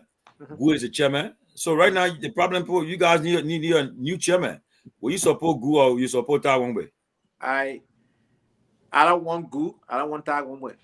I don't want none of the two. I want a new face. Who we want to see? We want to see running. And then who the new face kind of? Who the new face? So what? So Gu and Tagwombe are the only people within. I ask you now. You say you want to, yeah. So who the face? The first one emerge, and once that person emerge, you will know. Who the person emerge? Call it. You scared to call a name? You no, I'm not going to call anybody name right now. You want yourself? No, I'm not seeking the chairmanship. I'm going to run for the senatorial seat. I already said that. And I you guarantee that? Yes. Against who? But let me say this. Against who? Against who else? Zopeno whip you. Zopeno. Me. Zopeno whip me. Okay. Timothy, I respect the ANC chairmanship right now. I always tell people. No, but ANC chairmanship. You have done what you know how to do best. You're not saying we support for chairmanship. You just say you want to do the people that names are topping the list. I will not support either of the two. Here's the thing. We had the two individuals 2017 and 2019. Which one names out there who you want to see running for chairmanship? Nah, I won't do that. But Duke, me go to Duke. But why are you feeling my thing? I beg you, do quickly. ANC, you're going to convention soon, I think, in March. I already know that two persons are running, Gu and Tagwombe. You support any one of them? I'm not aware of the ANC convention. I have not had any conversation with the party. The party and myself are at a distance since the election ended. There hasn't been any kind of communication between the ANC and I. And so, I don't know, but I wish them luck. They hopefully know who they want to have elected. You remember ANC? But I don't. At this point in time, I'm an inactive member of the ANC. Telling me, right? Inactive member of CDC. That's a safe space to be. You want to be able to flow without nobody questioning him. But dude, let me say something to you, right? I used to be just like you, or even worse, I can say.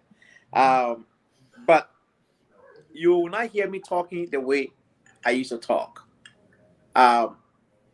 In part because of the way people perceive and understand things on the ground, completely different from the way we see things from this side. You don't mean harm. I clearly understand the way in which you speak. You don't mean harm. But here is the thing. In politics, you make adjustment just like a coach will coach a team. Once you start rolling out your player and the opponent is giving you a different thing, you make the necessary adjustment. That does not mean you cave in. That does not mean you compromise your principles, but you make the adjustments. Is it a new company playing? I repeat, I support. I'll be honest with you, right? Right now, I'll tell you up front. I don't care what happens. I'll support do running for that district. I was supporting. You get my endorsement. I won't waste time. No, I said they say go for it. I know the people that you said. We need people that do that in the house too. We want this disruptor. You know what we can do? People like us, we can do will also attract the media on his side. Yes. Right? Because if you're us, the media will come on your side. And when your media on your side, your favorability rating start to go up. Yes. Your chance of winning election with that is if you win the election first. Right? That is if you win the election first. If you don't win the election, try to know you don't win. Come on, the media. Hold on. Look, winning a district. I come on, hold on. DJ running. Let me end my statement. Okay, FM. 5 seconds. Okay, FM is already formed. They like Duke. They love the listener. They will promote him. Number one. I say this to you. I know you. I've been on the show. I've been talking, and we always know they let but again, they like us to be on the show. They will promote him. Running for us. And they platform too. Listen, the platform. I didn't want to let the cat out of the bag, but part of the things to do, I am working on, opening a load, radio station in the district. That's up my sleeve. And so, we're in the, DJ Blue Guy radio station to do your own too, buddy. But here's the thing. Running for a district seat or running for a senatorial seat is quite different from running for the general election. What may resonate in this county may not resonate in the next county, right? What may resonate in the district may not resonate in this. What do you mean? Remember our president? Remember what district you said it's different? But let's say about resonating. Go tell people what I will represent you. What it no. Listen, national thing, that district, that constituents. Pewee, that's what you do best. You love to project your idea and say what you want to say. Once somebody want to say, you can wait, allow me to speak. So, but since I came on the show, but when I want to say one or two, what you come in? Well, and this is not the first time. My grandmother brother speak. You are notorious for doing this to me. I don't know why. So allow me to say this, right? You want to take the beast out of me now, but I will let the beast to stay. I can always poke that beast, always. But Don't be discouraged. Be my Ryan. Don't be discouraged. With the circumstances with our party, the ANC, right? We have to address things differently. We have to approach things differently. We have to do things differently. You see, you're saying one thing, not different, you jump to another thing. You confuse it all against me. That's the point. You can't even talk about who you want to support, chairman. You ain't talking about support, chairman. You conflated. You conflated. Chairman, you're not even brave to say who you want to support, chairman. You, Anthony, you're not even brave to say who you want to be chairman of the party. You say the two top leading candidates, top one way. You asked me for the two candidates if I was supporting it. I said no. Who do you support to be chairman of your party? Who you looking at to be chairman? Answer the question. I have not made up my mind on that one yet. So what is the big deal? Oh, because I made up my mind, so that means I'm coward? No, but to try to need support you. I don't want it to. That's all. But then who are the alternatives you got? When the alternative article emerged, you will know. Wombe. No. He said no. Ojogu. He said no. I said no. That's me. That's not a party. That's me. You got Professor Kennedy giving you advice, huh? You got good people giving you advice. And I said, I like this. Live for the people. The end. Live for the people. That's it. It's true. You win election. Simple. So politics is local. Politics is identity. Politics is a calculated risk. It's a risk. You want to be chairman of the party he in. When I start confusing up, you tired. Who tired of confusing who? You confusing. You can't tell who you want to support the party. Chairmanship. But listen to me. You want an answer? I gave you an answer. No, you said no answer. I gave you an answer. Yeah, you say you agree the two top candidates right now. So then, who's the alternative? I have not made up my mind on anybody yet. But no answer.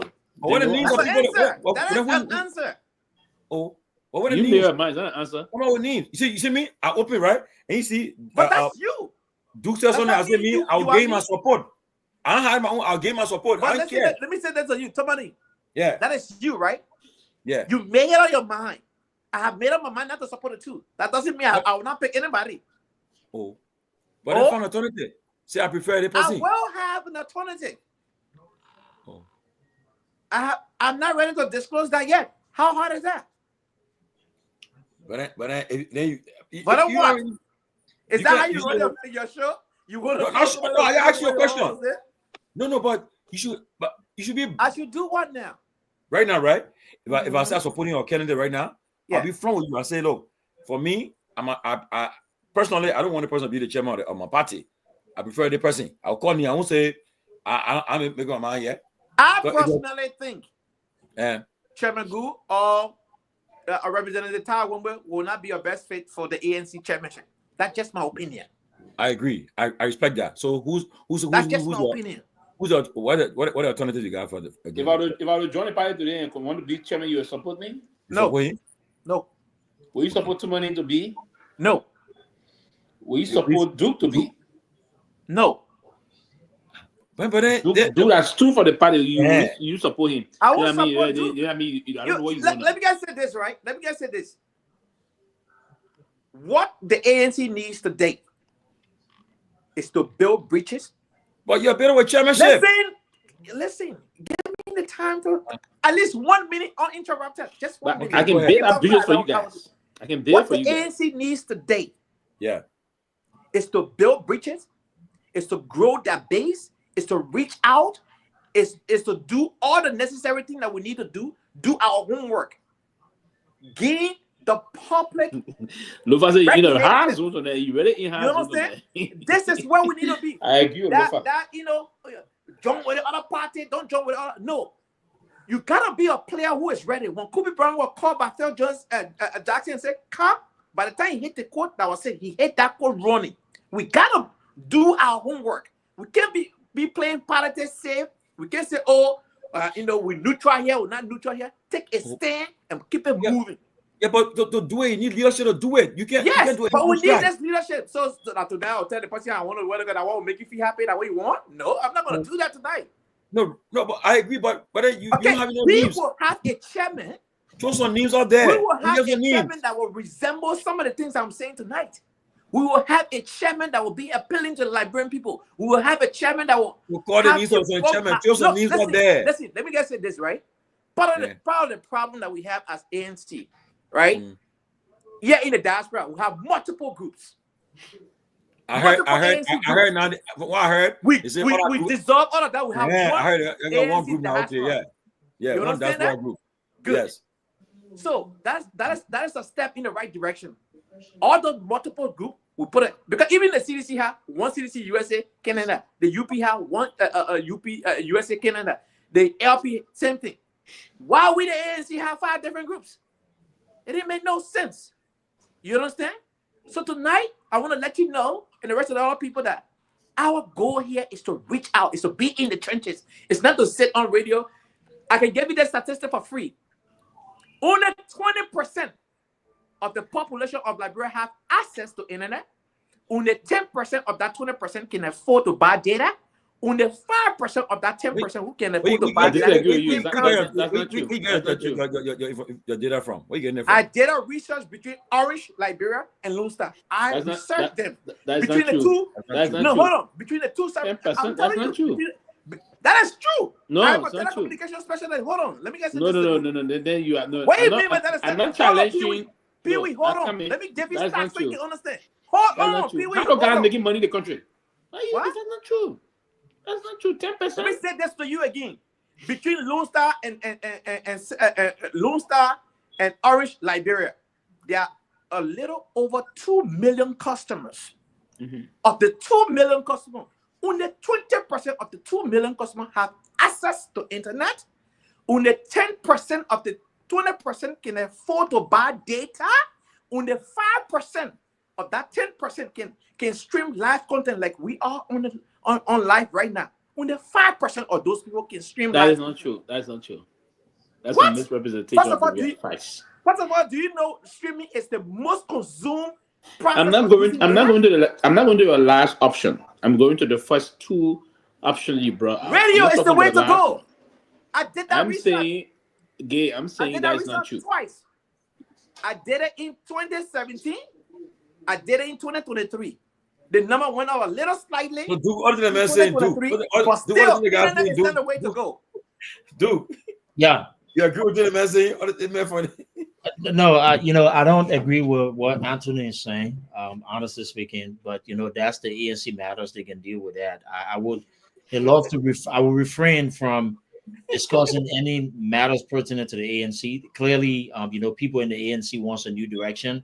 Some of these guys think that they have all the ideas to drive the ANC, and sometimes you got to step aside and let people go. So let's see how those new people or those people who think that they can drive results can drive the result. But something I'll tell you this though, I haven't felt. It's been a while since I felt better, especially being independent, focusing on my thoughts. It's a good feeling, right? Not to be the fall guy. It's easier to blame people, right? Not to be the guy that the only one left on the call when you're looking for some of these people. You're looking for them on meetings. They're nowhere to be found. But I was happily one of the last people who were on the calls during those difficult days and stuff. And you can't look. Let me tell you something. I think our community, our society, Liberians were ungrateful people. We don't appreciate the efforts of people, and we think that it's really easy to run political parties. And people spend a lot of time talking, but they don't know the lot of work, sacrifices. I poured a lot of personal research along with other people, but I will speak for myself and say, besides the talking, we spent our own money. Tomalin, I will share with you, I will share with you bank account statements so you can see for yourself. People thought when we're running projects and stuff will be financed or companies were giving up money. No, financial, we're absorbing it. All right. So politics and the ANC business, and not just only talking, There's gonna come a time when those people then I say they're running to be chairman and they need money and stuff, they're gonna come to ask, right? There's gonna come a point in time, right?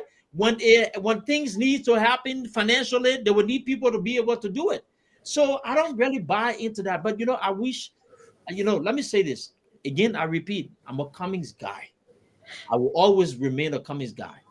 But I think I've, from what I've actually endured dealing with the ANC and our people, I can't do that. Look, I will see a lot of stuff about the CDC. I will see a lot of stuff towards the Unity Party. But I will tell you this. Those people will be the people who say, look, Duke, I don't like your politics, but I respect you and I admire the courage that you show in your work. And that's some of the things I will tell you. I went to Liberia. I saw people with seditians who don't even like how I talk about we are, but they say, I respect you.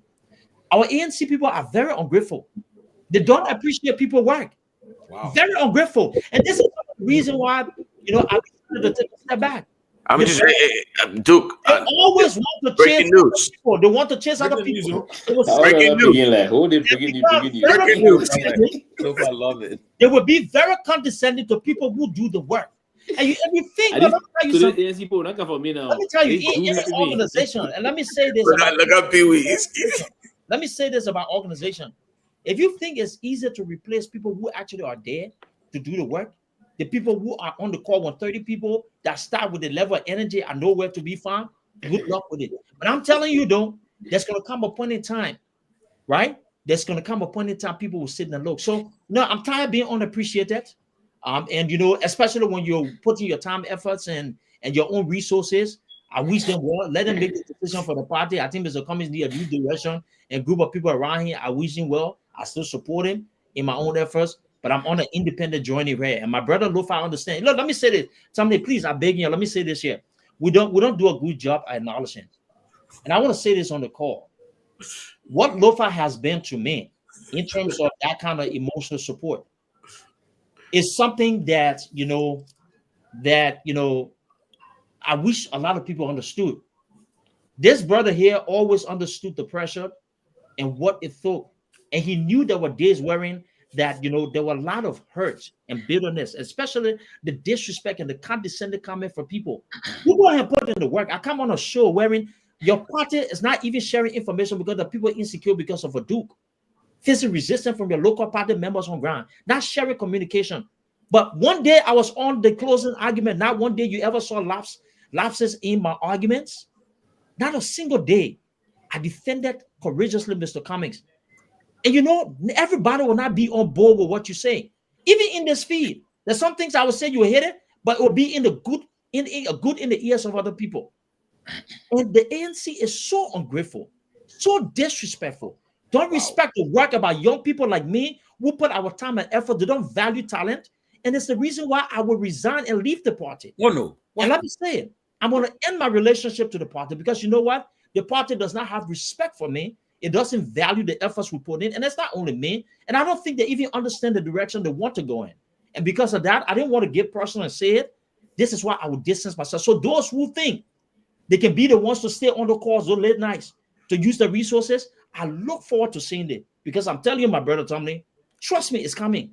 There will be days, the ones that are jumping around, we need one party, one diaspora, they start with a meeting, 10, 15, 30 people on the call. Okay. 1 month turn into years, or weeks turn into months. Go back on those calls and see if you see the people. Duke was one of the people. Wow. Duke was the guy everybody was waking up to. Duke was the party was depending on. Let me say it. I was in the back end. What did I not do? One man was the process control person from computer stuff, from party stuff, basic things, right? Who in that party did not know the need to do? I couldn't sleep. But our people are so ungrateful.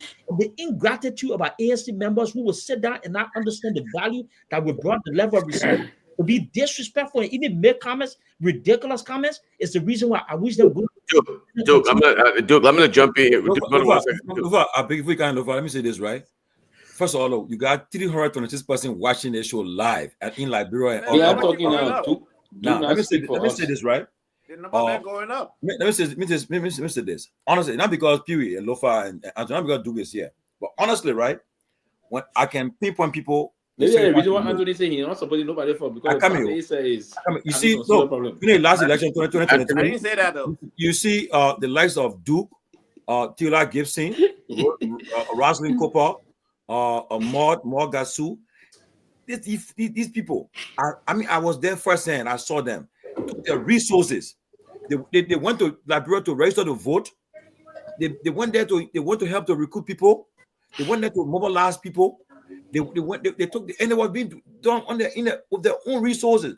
They left their jobs, took their time, their vacation time to go there. Their families went there, and honestly, what the people put in, and if they're not appreciated, then they have the right to express. Look, honestly, it takes a lot of work, a lot of sacrifice to get things done, and you don't just sit in America and just say I send money or do no, not all to people said it. If you want to serious thing.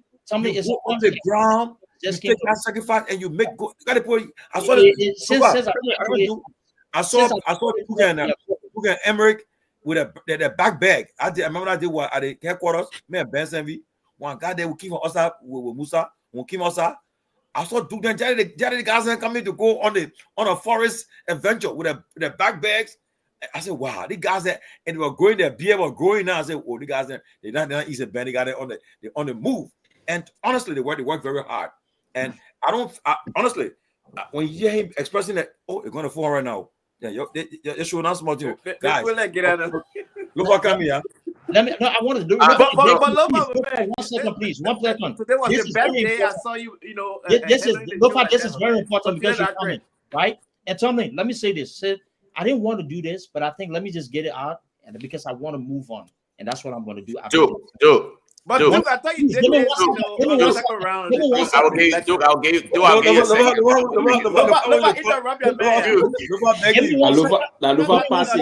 You see, whatever Pewee you say. Whatever Pewee you say, I don't care. You see, it's important. Look at 1 second. Give me 1 second. No, he's trying to. Well, let me say something, right? Duke, I'm please let me say something right quick. Whatever, I don't care whatever you say. Pewee is literally celebrating his right now. He's celebrating. I would not get Pewee that. I would not get Pewee that. Don't get Pewee that. Pewee celebrating. You want to do right now to say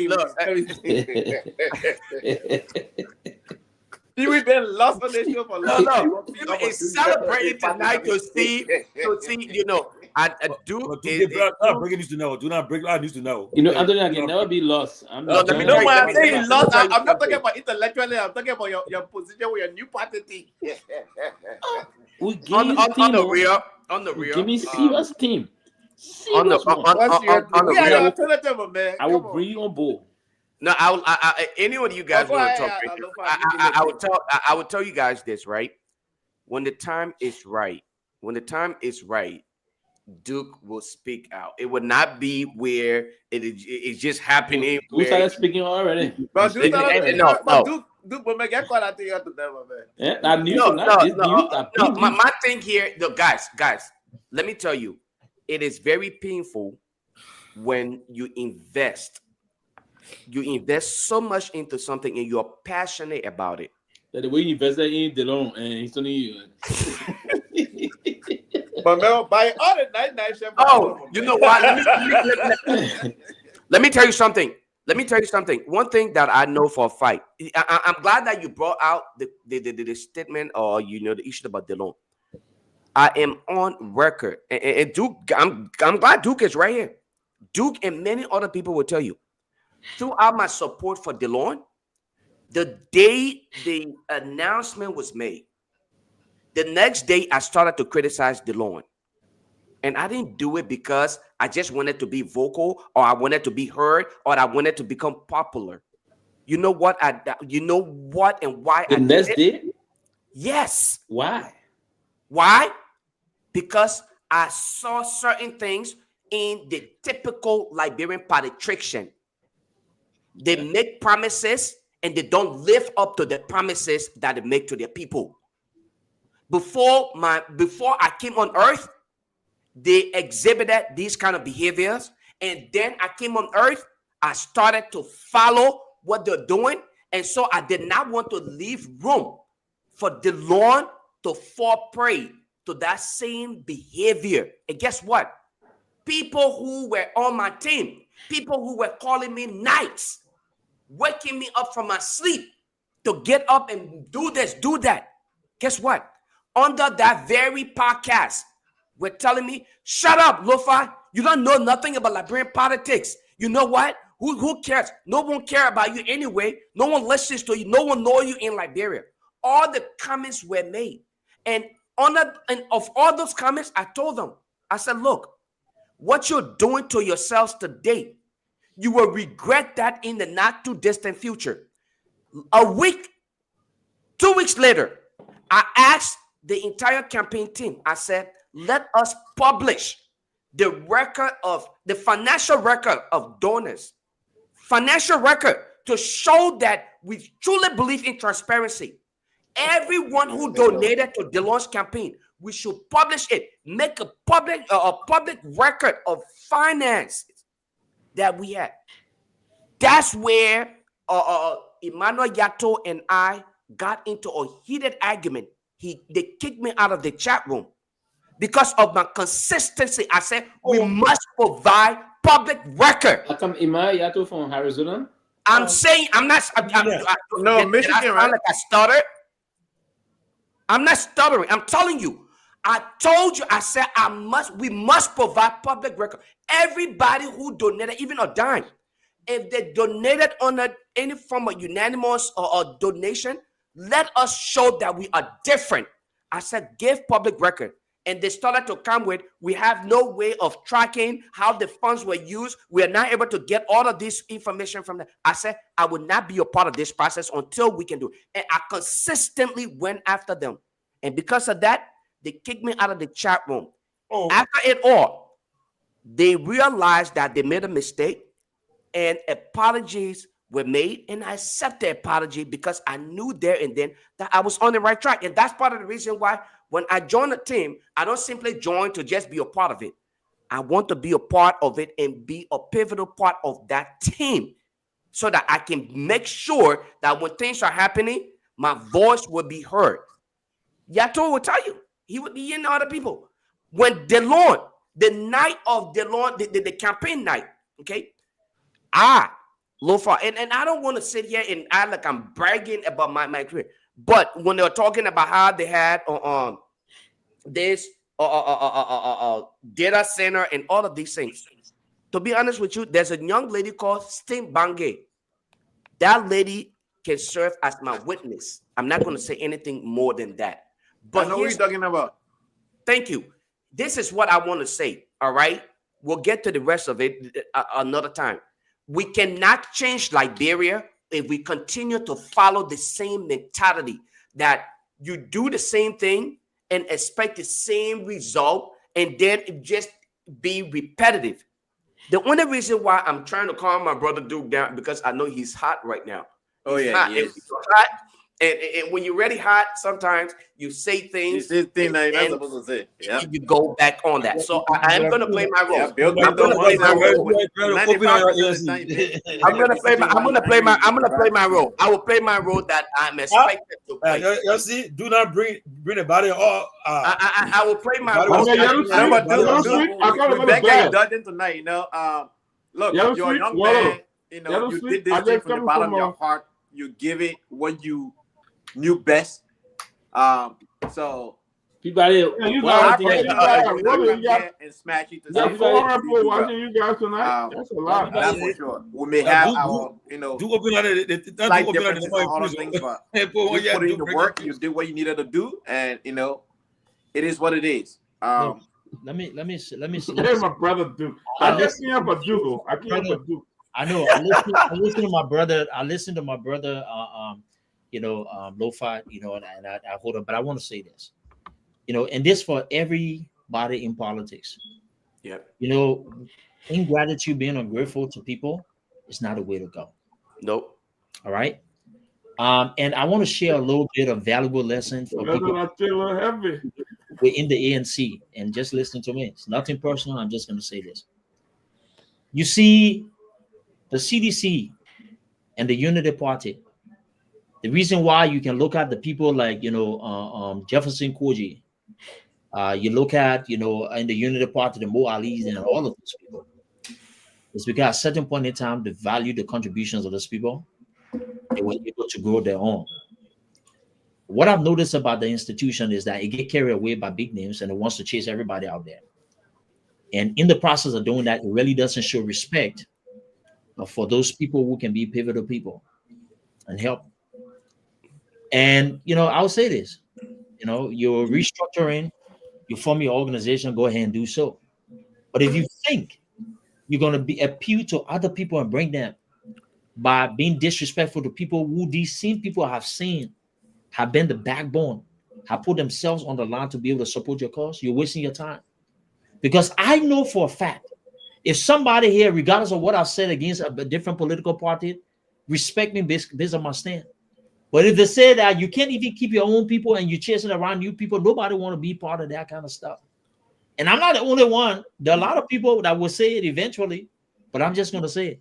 I got into politics not to make a name for myself or to use it as an opportunity to gain some kind of financial whatever it is. People have to put on you. People don't understand. I really genuinely love talking. I care about Liberia, and I am a competitive person. So when I'm having an argument, I love to be able to do those things. I don't go to class. I'm too old for that. I will.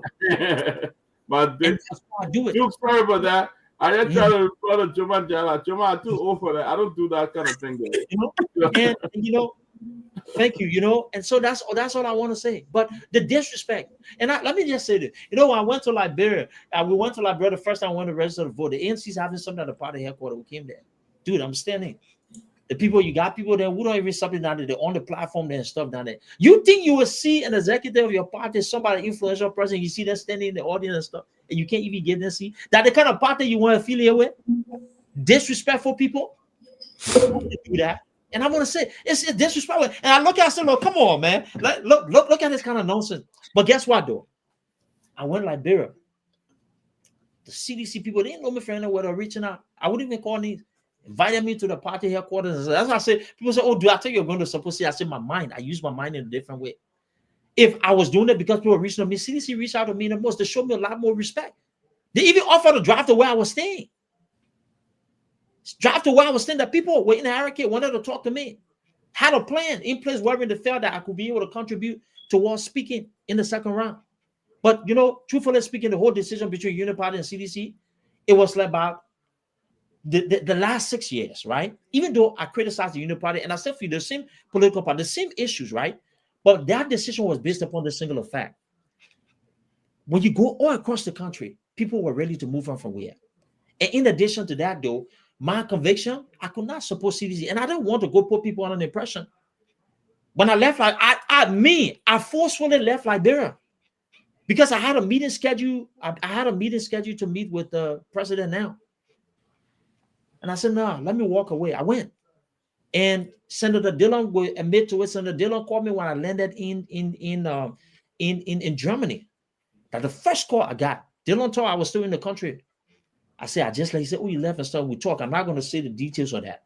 But regardless of what we did politically, he respected me. So other people outside see the work that we do to respect that.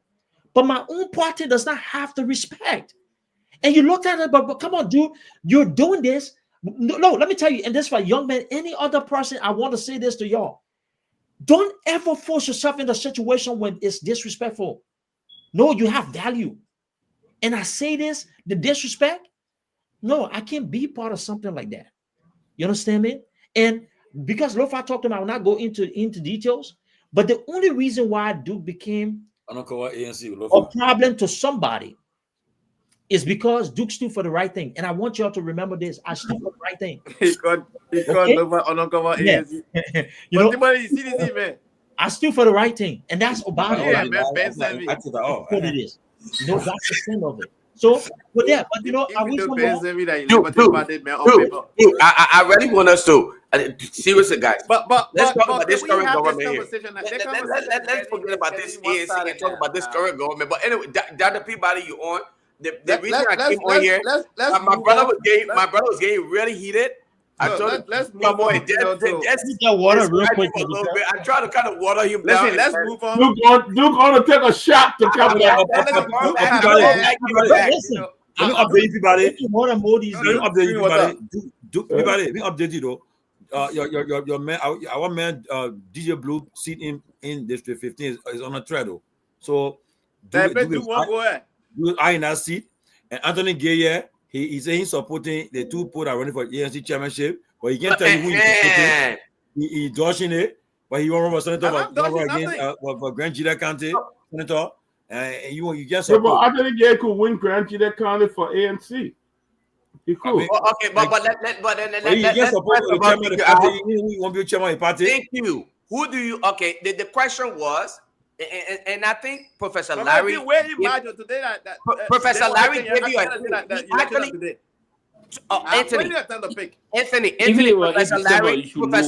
Professor Larry gave you an easy way out.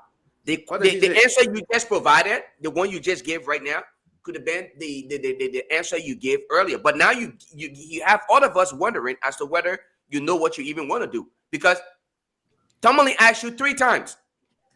You never answer. Pewee pushed. He pushed consistently 3 times. You kept dodging it. You said you would not have time. The thing that way more. That's why you should. That should have been your first. That should have been your first answer. But anyway, I'm not here to put words in your mouth. But what that tells me is, you don't know where you stand right now. When I already know where I stand because I know where I want the party to go. He's conflicted. Okay, so I know exactly where I want the party to go. Okay, so then let me ask you a question. With my ideology, Anthony, I want the party to go. Anthony, if that is the case, then you will know the leader and the leadership ability that is expected of a leader that can take the party in the direction that you want, right? Okay, so if that is the case, okay, let me ask you a question. Let me ask you a quick question here. Whom have you vision, okay, to put you in that direction? Name right now. Have you know? Okay, all right. What characteristics? Now we're talking. Okay, that okay. Now we're talking. And I'm gonna. Okay, I'm asking you a question. Right. Let me ask you a question. Yeah. So what? You know what? All right. Go ahead, Tomalin. You're right. I'm a panelist. I'll leave you go. Go ahead. But Anthony, look, all of us struggle behind this ANC. Some of us were in the back, and we did the work from the back. People didn't know that. I'm now coming up clearly to say that a lot of us on spoon talk. No, you're exposing you now. You did the work. I mean, it's over now. But a lot of us in the back. Tuli, you remember? We used to be in the back. We did a lot of work for the back. Mariah, that's what I can tell you. We're doing cohort operation in the back. When those things came up, we were there to, people either be the that the people had y'all on spoon. Yeah, they want to be so forceful for Mr. Cummings. And I was sure that almost everybody was watching. What? You know what going on. Cummings doing a quota, then you knew. One time I stood on when I said Cummings did not think a document. He said, I do 3 minutes. Did you ever watch that episode to me? Document thing. Did you ever watch the episode where I said? Did you ever watch that where I said Mr. Cummings when I gave them Jack? You ever watch that? I think Mr. Cummings when I gave them Jack. I went on Focus on Liberia. The video there, I will share that video here. That last time my own party, I said, if you will sit there and wait, that Unity Party will dictate to us. I mean, Liberia and then we're wasting our time because the time the bread, but that fingering document circumstance, it was the time that Mr. Cummings have already picked up the momentum when he came from the US and hit the ground. He has had momentum already. These were all artificial. Those were artificial momentum. Nothing. No, hold on. Pewee. I'm glad tonight I'm on the show because every time I'm not on the show, I tell you what to go. Let me just say this to you. But why you on the show doing that? Hold on, I'm you gave me identify chairman of the party. Then you want to get me another thing. I'm here to get on the show to let you know, Pewee. You will be the first person to say, "Oh, Mr. Comey will be a good vice president," but you'll come out again and say, "Oh, but Mr. Comey is not, electable to win, or he does not have the electability to win." Second round, man. What are you talking to? I don't know why you do that. No, I didn't say eligible. As a VP candidate automatically, but you say, "Oh, he can win the presidency." No. If I say he can be a running mate, listen to me. You know, one thing I want you to do. I see there's gibberish in you. And that's the problem. There's gibberish can make you feel. Answer the question. I see the exuberance sometimes can answer the question. I come in. Can misinform your thought process about what you want to project. And you have to be clear in how you want to juxtapose what this is yesterday and what we're going to do tomorrow. Okay. Now, if you get to the understanding and the realization of those things, then you will actually begin to push the process forward. What I said about Mr. Cummings, in no way did I speak condescendingly about Mr. Cummings. Yeah, that's what I said. Anthony, I said the process about Mr. Cummings moving to the people is managed by the rest team. They can transform him into a serious political element. So right now, he's not a serious political element. But he's never been 1% a serious political element. See? So yeah, let me help you here. Let me help you, Pewee. You were the very same person who told Liberia on national. Listen. No, I can't read now. I'm a very good listener. No, hold on. Let me address you tonight. You were the same person on the very platform and said that we do not need a manufacturer company in Liberia because we do not have the capacity to have a manufacturer company. So I came on I wrote, I said, Pewee, do you need a PhD to work on the assembly line? Do you need, if a Salamenta should process the iron ore and change it from the raw material to make metal sheets and make a steel rail or make metal beams that are used for high-rise bending or stop. Do you need people with PhD to work in our plant? You do not, right? You do not. We need to encourage manufacturer to Liberia. You see, when we decide something, you just push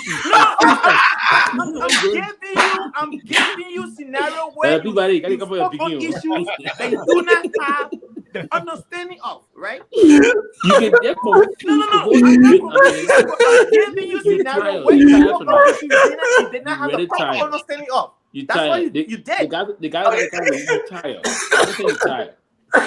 There's fatigue. You have some fatigue, and this fatigue got the potential or the fatigue, but man, you will not intellectualize this conversation. Listen, I'm not intellectualizing anything. You profess to have the porousness of listen, porousness. Damn it, you're tired now. We're down. Listen. So that's why I want to tell you, Pewee. You don't have monopoly over idea. Nada does he have the porousness. Hold on. Don't interrupt. You have your turn. Right? Here's what you do. When you come here, you say everything you say is 100% factual. But when we checkmate you, they say, oh. No, it's not like that. Liberia, one Nike sneaker right now to be manufactured in America, let me give you an example. It will cost $15 US. That same Nike sneaker can be manufactured in Vietnam for $1.50. That very same Nike sneaker can be manufactured in Liberia for 25 cents. We need to encourage investors to go to Liberia and invest into manufacturing so that we can have employment. But you said no. The people have to have degree for it before they can start doing that. What sort of thing is that? When the scholarship thinking about it, you say, oh, it will benefit Liberia. We say no. Instead of taking $25 million to put 250 people on scholarship, you can invest that money in Liberia. What 10 to 15,000 people can be a direct beneficiary to that process. Anthony, can I ask you a quick question? Anthony, let me just ask a quick question, right? Yes. What's your point of contention? My point here is when Pewee claims as though he understands the subject matter, and then when he discusses the subject matter, he does not present what is feasible and achievable on a particular subject matter. Tonight, so his point, so Anthony, his point here is your candidate, yes, achievement in the last election was 1%. It's So- not factual. I want you to. We all know, Can you I would speak say to that? it was not factual. We It's all know factual. the Okay, circumstances Lofa, surrounding Begin Mr. 6. Appiton taking chair place in Liberia is not clear. You understand? We did not see him campaigning. We did not see the crowd. In almost all of the polling conducted on radio, on Facebook, Mr. Cummings was in a solitary position before the election. You understand? You left other information. You left other information when to talk about Nike shoes. No. I'll give you a scenario. For example, you know, I'll give you a scenario and I say, for example, listen. what I'm trying to say here, I was just telling you how Pewee discussed the issue that he doesn't understand. Pewee, we can have manufacturing in Liberia today without having people who have master degree on the assembly line. You understand? And we'll be successful at it. We don't need people who have master degree for factory to be built in Liberia. That's the point I was trying to make to Pewee.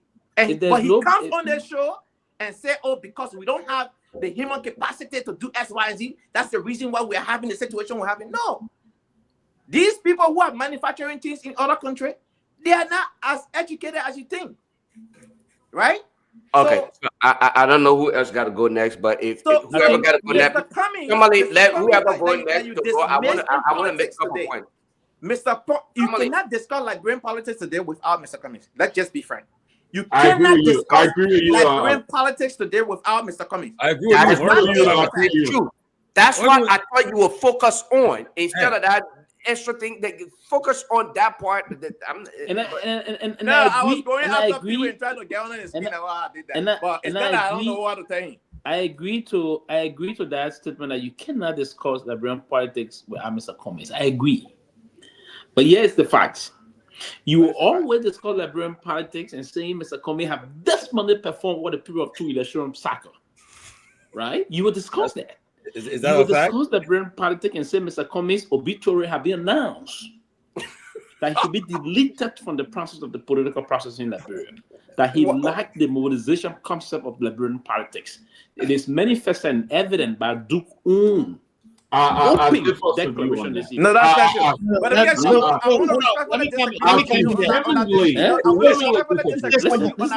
on 1 second. Let me say something. No, come in. Let me end. Because you want to use Duke as a shield tonight. Duke right here. Duke will defend himself. Listen. Duke own rebuke. Duke is not mad at Mr. Cummings. Duke is mad at Listen. Duke own rebuke of the helpless of Mr. Cummings have followed intensify the reason why pundit from outside believe Mr. Cummings' failure. Mr. Cummings' failure is not coming from Mr. Cummings himself. You yourself have consistently just now. You are not only dumbfounded in terms of your response to the question about who you believe can be a very good proactive chairman. You are not only dumbfounded, but you are completely disoriented as to what your thought process about that issue. Wow. Do you know the reason for your disorientation? Because you don't have confidence in the helpless and those that are supposed to give advice to the process. I'm not disoriented. I don't know what you mean by that. Right? That's your opinion. Anyway, I'm not going to fight you on your opinion. And the reason why I take key for what Duke said this evening, they've been proving us correct ever since. We, the pundit, from distant, we've said the helpless been doing the work they should have done, and it's not only that they're being incapacitated from that. So are you part of the reason why we are failed? Absolutely no. But you were supporting we are. Of course, I support. And then we are failed. No, we didn't fail. So what happened to we are? We didn't fail. We had came. Did he win the election? Listen, we was the incumbent. Incumbent going to the election. If you don't, and a young vibrant party. I'm coming. Incumbency in political dispensation. It's a very thin line that incumbent will have to walk. Understood. If you are incumbent everywhere in the world. Understood, but you still have more political leverage That's part of the reason why the most powerful man in this war will be leaving power in the next 10 days. Because he's an incumbent American president. No, his condition is different. If you were Come on. You are I agree. You know the reason why I'm allowing you to say these things? I agree this is not a monologue. If for monologue, it was monologic, I'm going to continue. But it's not monologic, right? So it's a dialogue that we have to have. So I engage your thought process about that. We move on. But let me say this to you, Anthony, so you can understand this. I've never hated Mr. Comey. I respect him dearly. And my dear brother, I respect him a lot. And that's one of the reasons I'll put my resources to bear to support him to be the district number 17 elections come 2029. Do you know the reason? Wow. He said something profound just now. Folks around, they never appreciate that. This is a guy that's here. Listen, the brief time we met with him to architect, all the time he was so passionate. Very passionate. You listen to him, passionate. To his resources. But folks in your very party try to honor his effort. They didn't appreciate him. You think the problem is from Mr. Cummings as an individual? No. The problem is from the surrounding of the ANC. That will cause the problem today. That's the reason why Mr. Cummings. That a new party president talk you. No, I'm not. Let me announce to the folks. I'm not going to be president. I'm far from that. Wait. Focus. I'm far from that. But what I'm going to do, you're going to see me in the next president office as a major policy person. Oh, you're trying to get a piece of the pie. You're trying to get a piece of the pie. A lot of breaking news here tonight. I will be in the You're trying to get a piece of the pie of the government. That's the reason why you say you form your political party just an appetite. You want to end up in Japan like appetite. No. That's what you do. Listen. You just say you will be in the office of the president. Anthony, let's do this. Let's do the one at a time. Because I want to make my point. When I say I've been in the office of the president, I mean the next president, I know who the next president will be in the country. Like, how do you know? It's not an issue about we're working. And you folks, I don't know what I want to do. You guys have. We know what we want to do. What do you mean? No, you don't even know who you want your chairman. You don't know who you want to be your chairman. Do you? I know who I want. No, you don't know. He said the just person said who allow my ideology. You guys are not. Come on. So who you want? You want Lofa? I still feel Mr. Lofa is not seeking that. No, I still feel Mr. People that do, you say you don't want. But Duke don't want the championship. You just heard. No, you say you didn't want. He said no. Yes, because right after the people like you during the run-up, around that party that during the run-up when Duke was supporting Mr. Bwaka, President Bwaka now, Duke aired some of his, his reservation out there. I mean, he's right on the show. I'm telling you, I'm not hiding behind closed door. Listen, guys, let me say this and let me comment. I say this and I'll continue to say it. You see, some of us who get involved into Liberian politics. I don't want to be president. For ourselves. I want to be president maker. I want to be a Pewee. Yeah, you will make George. You are just supporting George. We want to get political perks. Who made 2017? Who made president? We want to take pictures and post it on social media. Who we got influencer, but some of y'all don't know. But maybe Tommy then will know this, and Ben then will know. I say this and not to brag, but my father's been one of the staple faces of politics in Liberia, very influential man. As Ben Sanvee will tell you. Those are people, when people the likes of Ellen Johnson Sirleaf, when she needed to win Margie County. Those are the people. Your uncle too, Duke, your uncle. Okay, so I was sitting, I had a good conversation with my father on the eve of election. My dad don't really like me being involved in politics and stuff. But he came to respect me because I think through that process he saw a different side. My family didn't want me to get involved with politics because of the the way things go, and to a certain extent we're right. But I had a really good conversation with him that day. He went to Cotton too, right? You know what that man did to me, Dr. Peabody? My dad went into his room and he brought a little file of a little stuff there. There was a yearbook from Cottington. The pictures are coming. Some of the pictures that I've never seen it. And I said, I just seen the thing. He said, oh, you're just seeing it? He said, yeah.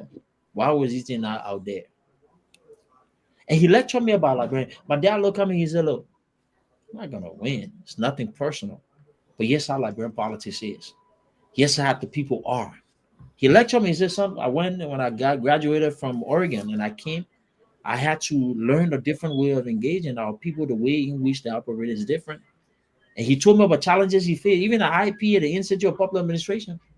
And when USIC came with a project and stuff down there, he was a qualified person to do that. They had the fault in. They saw that there was this guy from somewhere that was causing problem, and how he found his navigated his way over time. As a young man, I witnessed my dad won election in Margibi landslide during the Taylor regime when the MPP feudal or party in Margibi County landslide, as anybody would know. You know why? Because he had a Gisi Bell support. I'm from a large Gisi family, Lofa family, right? And that's why we're talking and stuff. But we got politically, we're well connected. You understand me? But I say this to say that I was sitting down in places where I was sitting down in places where people from the party were going to go ahead and talk to certain people, and I'm sitting there. These people are people that were in my network, and I just shook my head and just laughed. Understand your political terrain. You got to know the pieces within your party that you can take advantage of, and I think that's part of the undervalue that I talk about. But time is far spent. These people then can continue to be what they want to be. I mean, I don't have anything personal, but I would say this though. If you think that I'm not gonna be a key face within Liberian politics, you're missing it, because we're gonna be involved. We know how we're gonna get involved, and we know to what extent. Look, when I left, I said, I want to step away and this, that, but we can't. We've come too far, and I think we have something. And you know what really inspired me these few days, Tomalin? What motivates me? What motivates me are those people who have shown ingratitude. And who think that, companies need to bring new team. I want to compete against them. Yes, that's how I feel. Let's see exactly. Because when ingratitude is shown to you, I want to do that. Let's see actually who was really the problem. You understand me? So but thankfully we have a new direction. Everybody's warming up. We're here, but we're gonna be in Liberia. I'm gonna go to Liberia pretty soon. We'll go there and take up different processes and stuff. In terms of the ANC chairmanship, that's the business. I didn't know the party was. I have a mouthful to say, but I'm just going to keep shut. I'm not going to say anything yet. I would just be the way it is. But our people. But I would say, look, guys, we got 27 minutes remaining. Let me say this, right, guys. All I can say, Duke, I encourage you. You want to run for that District 17 seat. Like people said. We encourage our friends who always talking about change, want to change the country. Yeah. Like for instance, right? Even Peabody right now, he won't be behind our forcing because there's a guy who gentleman me from you guys. John was looking right. Orange Grove District, they win that play with hands down. I'm not kidding you guys. I will him. We won the original day there. He's well known that his father was a renowned pastor there, and he was working in Firestone in the area. Oh, so he's well known. The Peabody family is well known there, and the kind of work the man has done in our district, building schools and everything. And what that I did was at the graveyard, put that in my wrong. He said, "No, I want to be part of it. I want politics." So if one change Liberia, you get encourage people. I know right now he won't go move Liberia, but the idea, if you will not run, then you find somebody that you think will do a better job to make a change. But honestly, note, I want legislature. We need someone who disrupt. Let's be frank. Somebody would disrupt that whole thing and say, look, if they're discussing the budget not going to pass until we appropriate the money to the appropriate places to go. If I'm saying that we want to do this thing, the person should come and disrupt, that would need in that country. So if you running for that district 17 seat, 15, right? 15, right? 17. Don't hesitate. Go for it. No, that's 17. 15 that Abu Kamara. So Tomalin, here's my thing, right? Couple of things I want to say here. First of all, we don't simply want just a disruptor. We want a disruptor. Thank you, simply who is going to bring to the public, okay, much more than just disrupting everything. And I think Duke bring. I think Duke. It's all about numbers game in our place. So right, and I understand what I'm saying here is Duke brings to the table not only the ability to attract the attention, okay, but he will also be in the position to properly disseminate information to the public. And it would not come across where people would say, like, Yeke Koluba, hey, we like you in your advocacy, but the way you do it. Because Duke will understand the level of professionalism that needs to be exhibited in order for one to get through. That's what I'm going to say. We're talking about disruptor. The person Duke, if Duke sincerely wants to do this, then I think he stands a really good chance, because he's going against a guy. I don't know what really. Nah, if Duke go against DJ Blue, Duke will win. I can tell you. I don't know. Right. I don't know what DJ Blue. Let me, Duke. I will let you guys come in. I'll let you guys come in. Right. I'll let you guys come in. Let me just say this.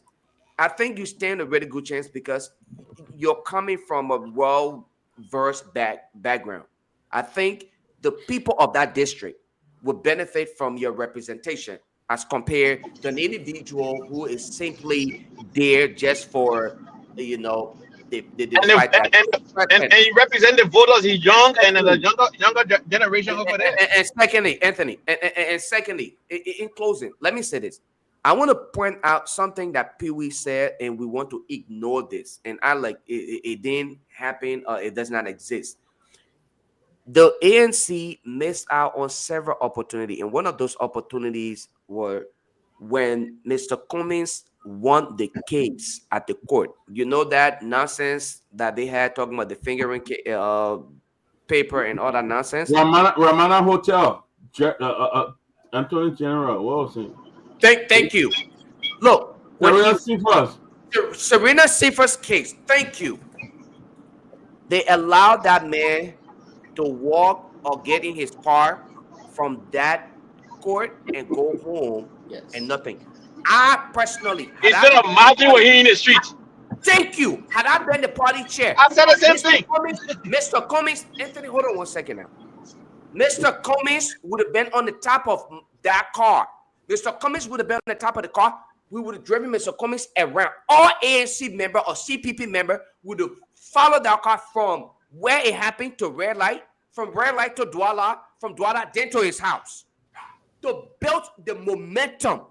Let the people know that the lie on this man, and the message would have been the lie on him. You guys are on the radio. Don't let her know. I just put a report. They're on the radio now live. So like, great. Okay. What time is it like here now? They begin couldn't find motorbike to go home. So he's yeah, we gotta buy the beginning motorbike, my man. Yeah, we're gonna try to raise $3,000 to buy the beginning to the motorbike. Thank you, man, Myean. Thank you, Myean, for everything you're doing. But be careful what somebody's in the studio right now. Yeah. He came there. He came in the studio. No, he's right there. He talked there. He couldn't. No bike to go home late. Yeah, the young man right there in the studio. Oh, really? Oh. Yeah. Somebody, please send that young man information to me. Yeah, his name Myean. Yeah. It's Myean, the only one there, right? Yeah. Yeah, I think he's the only person. I'll show you Myean number. We gotta send this kid something. Oh, yeah, we gotta. Yeah. I appreciate the sacrifice you made tonight. Yeah. And so because you're working, you're gonna get paid for it. Yeah. Wow. Okay. That's a leader talking. That's a leader talking. Tommy, I want to expand. I think this is an opportunity to be a little. I don't want to talk on the surface, and I want to be practical. I think the value addition to our lawmaking body is that Senate Banking Committee. I think we've had too many fluff on it. By default, when that happens, if my people decide to elect me, I become one of the most experienced persons on that committee. And I'm not saying that to brag, but it's the fact, right? And, if the Senate Banking Committee in Liberia could do its due diligence to make sure that they were having those kind of conversations needed, we would have had a better financial system. Today, people in District 17 would have profited from the diversity, the good complexities of our financial systems. The lack of innovation, the lack of having people who know what they're talking about when it comes to financial matters in our legislative body is why you find this crippling effect. We don't see the growth. right? And that's a vital component. I've said it before over time. You know, people who are business owners need to be able to transcend from just being an ordinary business owner to become a wealthy individual. The financial structures that we have in Liberia, they're not giving those people the kind of opportunity. And what do I mean? You get money today, you put it in the banks, they're all DDA products in Liberia. And when you talk about a country with high inflation, that's a problem. How can we diversify our financial system? How can we create products that will be able to keep up with the pace of inflation from a variable perspective? How can we begin to have those conversations wherein we can retool our financial system to go digital, to focus on compliance, that people can trust our banking system? That's something that we need to be talking in our lawmaking body. But these discussions are not being held because you have too many people who don't know what they were doing, right? So, you know, hopefully, you know, we will continue to explore. But these are some of the ideas that, you know, that we need to start talking about, that we need to remain passionate about. And, you know, some of the reason why some of us have supported Mr. Cummings, because we think there needs to be this urgency in evolution in the country, right? But then, you know, speaking as an independent now, Lofa, you know, we want to continue to have those necessary arguments. Dude, hold on 1 second. Anytime you say speaking as an independent, you say Lofa, you make people to just scratch your eyes at me, and then Tomalin people. Lofa is the advisor there. You know, go ahead, bro. But do continue propounding, my man. You're heading the right trend. Yeah, you know. And you know, look, let's create an environment that this young man, you know, look at as young as he is, can continue to develop the skill. Journalism he wants to do, let's expose these people, right? Let's exactly. I agree with you, yeah. Today, you know, we've been talking about the University of Liberia. We're talking about the issue of JFK. Look, listen, let me tell you, I want to take this argument to these people and be practical about it. Today, we're talking about no sufficient jobs in JFK. There's a medical crisis in the country. We're talking about the University of Liberia. This has been a consistent cry for help over the past decade. Why do you think those things are happening? Well, let's go back to our lawmaking body. If our lawmakers understood the essence of their work, if those who were on the, you know, the Senate banking committees that were in charge of finance in the country, they would go ahead and actually put forth the right laws to make, you know, our banking system, our financial system, you know. You know, Georgia, you can't sleep. You better. All right. He's so obsessed with TCA. On this morning, this got there up. No, but I tell you right now, no, all tonight. He's so obsessed. One thing I admire from this conversation tonight, that I'm happy that Duke, I'm not joking, Duke. Are you deciding that you have an eye on that seat? Look, that's what we need. Oh, people, look, if we want to change the country, we got to. I'm going to support you, Duke. I'm going to support you. Duke, go for that seat. No, I'm not. You will win that seat hands down, Duke. One good thing is in Maserado, and the Maserado voter go by messages. So you're the right candidate. Anthony, you get to a party. I'm going to support you, Duke. I'm going to support you, Duke. I will. Look, Tomani, you don't distract the show tonight. So hold on 1 second, guys. I think the people at District 17 are probably listening to me tonight. Yo, I'm ready now. So listen to you. And I want to say this. Look, listen, I have no personal problems with, you know, DJ Blue. But I think some people need to be beyond the mixers. That's where they're effective. And that should have been his work. Right? You know, the District 17. You know, District 17 is a decent district. You got a lot of educated young people. A lot of educated older people. You know, there's the depth of education in that district. We have renowned institutions. You got the Rex Institute, the Lakere. You got the Ato, Sarah Barkley School, Ato F. Kula. You know, you got all of those institutions that form, you know, that district, the makeup of that district. And so those are people who know the right from wrong. And you take an individual who's used to playing, you know, Friday Night Live special music and stuff, and then you say he wants to go ahead. That's an error. But look, what I envision for the district is that's why he's deceiving his friend all over the place. You're right, dude. Exactly. You're right. What I think, listen, I am so familiar with the district, and let me tell my people, some of the head days of that district, the highlight was Hotel Africa. Why do you think people talk about the OAU Conference Center? Because the people saw activities through those areas. The little events and stuff, it was helping the local economy. The hotel there was helping the local economy. But why do you think that's right? Now, one thing you need to understand that, look, as time goes by, things happen. So the hotel is nowhere to be found. How can we recreate that experience? How can we recreate the local economy in the district? You think you're recreated by bringing somebody as a lawmaker who can only play a Celine Dion music or some African music or one corner? That's not what we're talking about. We want somebody who understands the economics, who understands how. Tomalin is such an instigator, bro. I swear to God. When I go Liberia, I will visit District 17 and I will come in. Yo, Tomalin is such a. Look, how many Canadian guys here on the closing argument? We got Duke.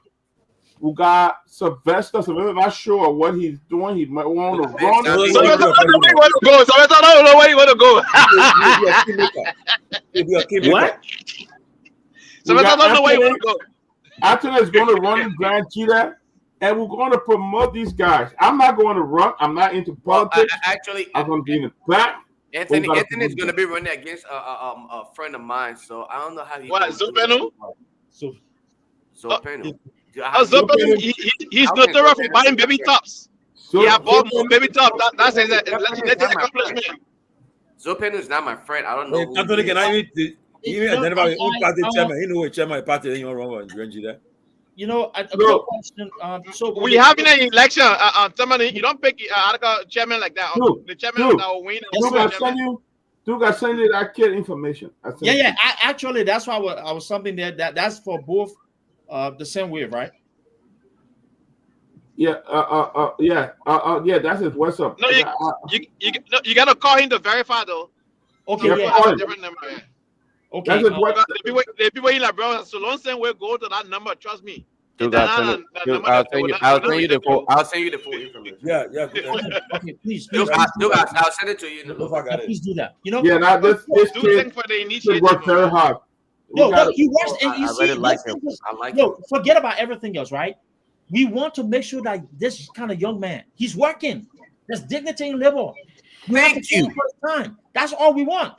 And the same thing can happen for people in District 17. There are a lot of young people in that district. You know, when I was growing up in the district, and I see somebody say, "Oh, there were no president," let me tell you, if you go District 17, I want you to please go there and ask.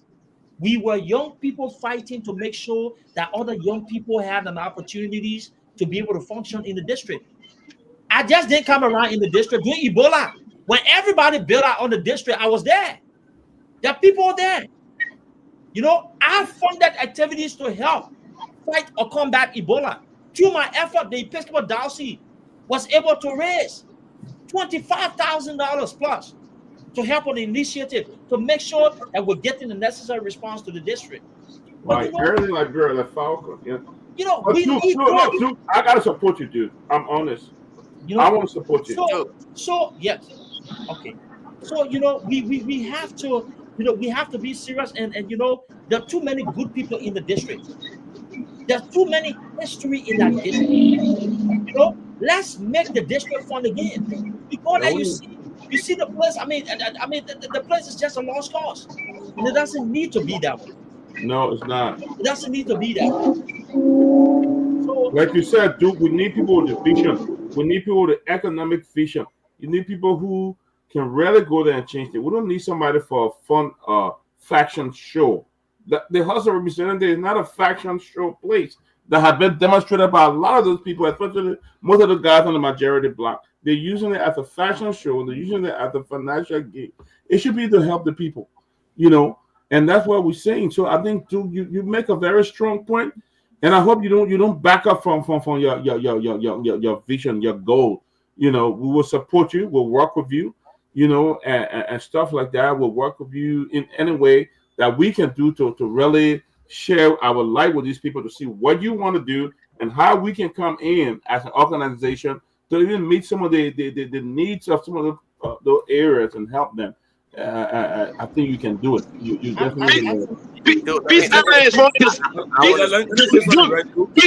forming District 17, right? I come in, brother. Dude, sorry? Peace Island is part of District 17, right? No. Let me say something, right, Duke. You are being accused by some of your ANC folks that are saying you are now a team player. They're saying that you are moving. I think they are trying to convince you to join them, whatever the case, after election. But I want you to know that you will receive a lot of resistance from people maybe, but I don't know which part. How you going to run as independent? We will not give you no resistance. We'll support Duke. Anthony, nothing about ANC and the people. Anthony, come on, man. You know you're chairman of the party. Anthony, don't get jumped in there. You're going to run as independent from ANC ticket. Listen, let me say this to you, right? I stand as an independent. I remain open to every different opportunities. Yes, the value addition that I bring, and this for any political party. When you are making that decision to field a candidate in a district like District 17, you have to understand that district comprises of voters who are learned people, young people who are educated. And then you have to assess the district. What is the district lacking? And then we have to focus on messaging. So in terms of messaging, here is what I say. Who can have those conversations with the people in the district? Who better understands the district than somebody who grew up in the district? I was a young man in that district. I know what it is to be able to get tested and go to school. I also know during gas shortage, what it took me to walk from CW all the way. And by the way, I'm going to talk here. I've got one of the list. I want to show you all the bypass. So my people in District 17, listen to me. Because this is not somebody who's just talking to somebody who knows. I know what it is to walk in the night with all kind of come. Then you got to use that back road that Beyonce or Barkley there, that low field. You go to that, then you take a shortcut that right beside JK Institute. And then you go to the middle of the God, I guess have to go around Riverview area. I know that. Chuma Jala, you hear it? I am also, let me just say this real quick, right? In addition to that, there was a time where we felt that young people needed activities. And so the LEC Power Hub right by Banja Road there, I was one of the people who was able to come up with the ideas to have a basketball court that we used to bring people from 9th Street Sinkhole, from the Nuku Town, to make sure that we have some level of activities in the district. Just to say that. So we understand that part. We know. The issue is not about popularity. The conversation is no longer about which political party you're going to join and this, that. It is about what can you do to be able to change the local economy of the district. And I will say this, that district has thrived based upon tourism. The hotel used to be a source of income for a lot of people. We used to have the United Nations offices that used to attract a lot of local activities, including the people who used to sell the water market and stuff. Those days are gone. We need to have an honest conversation about how we can recreate a new process that will put people back to work in the district, to make sure we're strengthening the institutions, that the district fund, there needs to be a serious process in place. I don't even see it as something to go ahead and spend. How can we maximize the little that we have to spend? That's the conversation we're having here. And that's going to be the focus. Look, if you, in all seriousness, if you love music, if you love dancing to the beats of African music, if you're somebody who think that life is all about play, then continue to ride the wave with DJ Blue. But we know DJ Blue is not going to offer change in the district, right? That man, the most he's going to do is play you one or two, songs on the radio station that you're going to dance to, and you're gone. And then say he building roads. He say that's what you want to be dancing. You want to be able to present a vision-based plan. How can Cyril Barkley grow as an institution based upon the efforts of the person that's actually represent you? How can Ato F. Kula grow based upon the efforts of the person that's representing you? How is Lakeri and Ricks, how can those institutions become formidable institutions again? How can we prioritize our roles in the district? What can we do to be able to attract the necessary investments that are going to bring the conference center back again? If even we cannot build a hotel, how can we use the beaches there to be able to attract activities in the district? They tell Lean. You see what Duke is saying? They will say a factor. Duke is speaking like a real visionary. That's what we're looking for. rare young people, vibrant young people who can actually bring the kind of change. Not people, I mean, what Duke is saying here tonight, I'm sitting here and just scratching my head and I'm like, damn, this you already got Pewee, you got people, you got me. Forget it. I mean, Duke, I support you. Let me know what area I can go. I'm going to Liberia in March. Let me know what area that I can do just the minimum project. Places where people need water to drink. I will go to that place and do it for you, Duke. I'm serious. My organization will do it. Nice. Yes. Man, Duke. My on the closing fire tonight is gonna go to Myean, that young man in studio right there, and they keep putting themselves in the back, man. I'm gonna put them back on here. I appreciate you for reason best known to myself. I remember when I worked at a gas station, and I worked at Burlington's Coat Factory and J.C. Penney's. It wasn't because I needed to do it. It was simply because I forced my way into doing it. My uncle at the time resisted, but I thought to do it. But you know what? I value my independence. When I had the opportunity to volunteer, I was in college, and I was also volunteering with DNet, Information Technology. We were crawling under people tiles and ceiling and everything because I wanted to get that experience, that working experience. And what I see you do time over time, I'm not just saying it, not just today though, this has been consistent of you. You will come on here, you will come and do your stuff, and then you say, oh, are we ready? Even in the back, when the links are created, you asking question, are we ready to come on? I just want to extend my sincere thanks and appreciation. We must learn to appreciate people for their work. Yeah. What you're doing tonight, you may think it's just, I'm just a young man in high school. I want to survive or I want to make my way through. But there are blessings that comes with that. Where I'm at today, I sacrifice and God first, the prayer of my mother, who gets on her knees every time and everything else. But you will be blessed for your sacrifice to making sure that the voices of everybody on here gets across. We don't say you guys anything. We come out here, we say all we want to say. You sacrifice your time, you get on bike. We hear all the killing all the time. Who knows? Something could have happened to any one of you guys over there.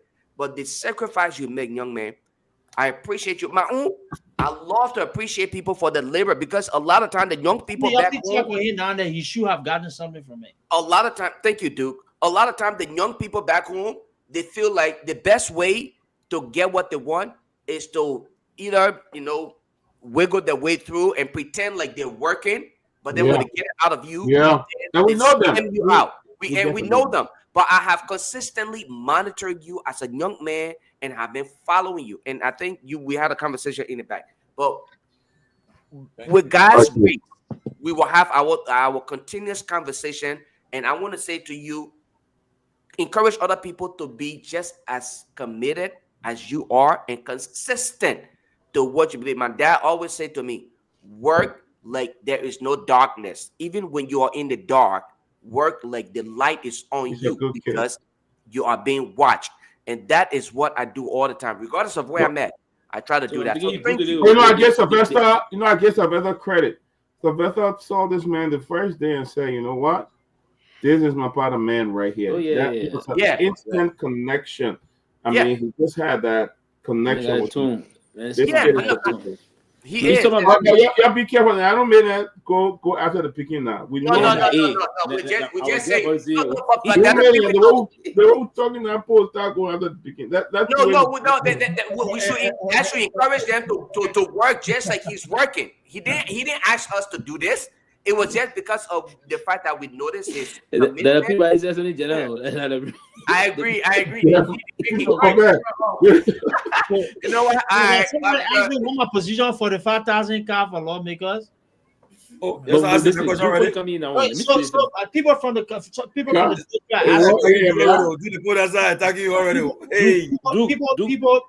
from the district are asking me questions about the lawmakers, $45,000, and in the upcoming days and weeks, I'm going to write something and publish it probably in front page of one of the newspapers there on my stand. But let me just say this. We're be mindful how you engage those things. Well, you're not going to fight those guys. No, not at all. But let me say that. Hold on one second. You're not criticizing that. It will fight you hard. Hold on 1 second. I want to be courageous, and I will say this. Don't say you're not driving for the $5,000 account. I'm going to say this. Hold on 1 second. Let me say this here, right? I think there are different ways we can go about it.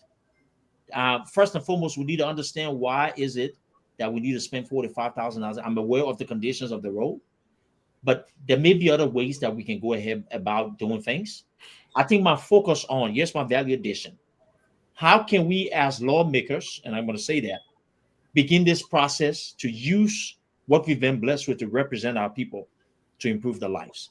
And that comes with legislation. My strength is not only focusing on social issues, but from the financial side, I think the financial side can drive a lot of dividends in terms of growth in Liberia. When our hospitals and education, that's where I think these conversations need to be held. Now, how we spend money is something that needs to be looked at. And perhaps, maybe that conversation can continue with somebody like me, and I'll be able to issue a full statement to that effect. But Tomalin, I would say this, we're riding the wave.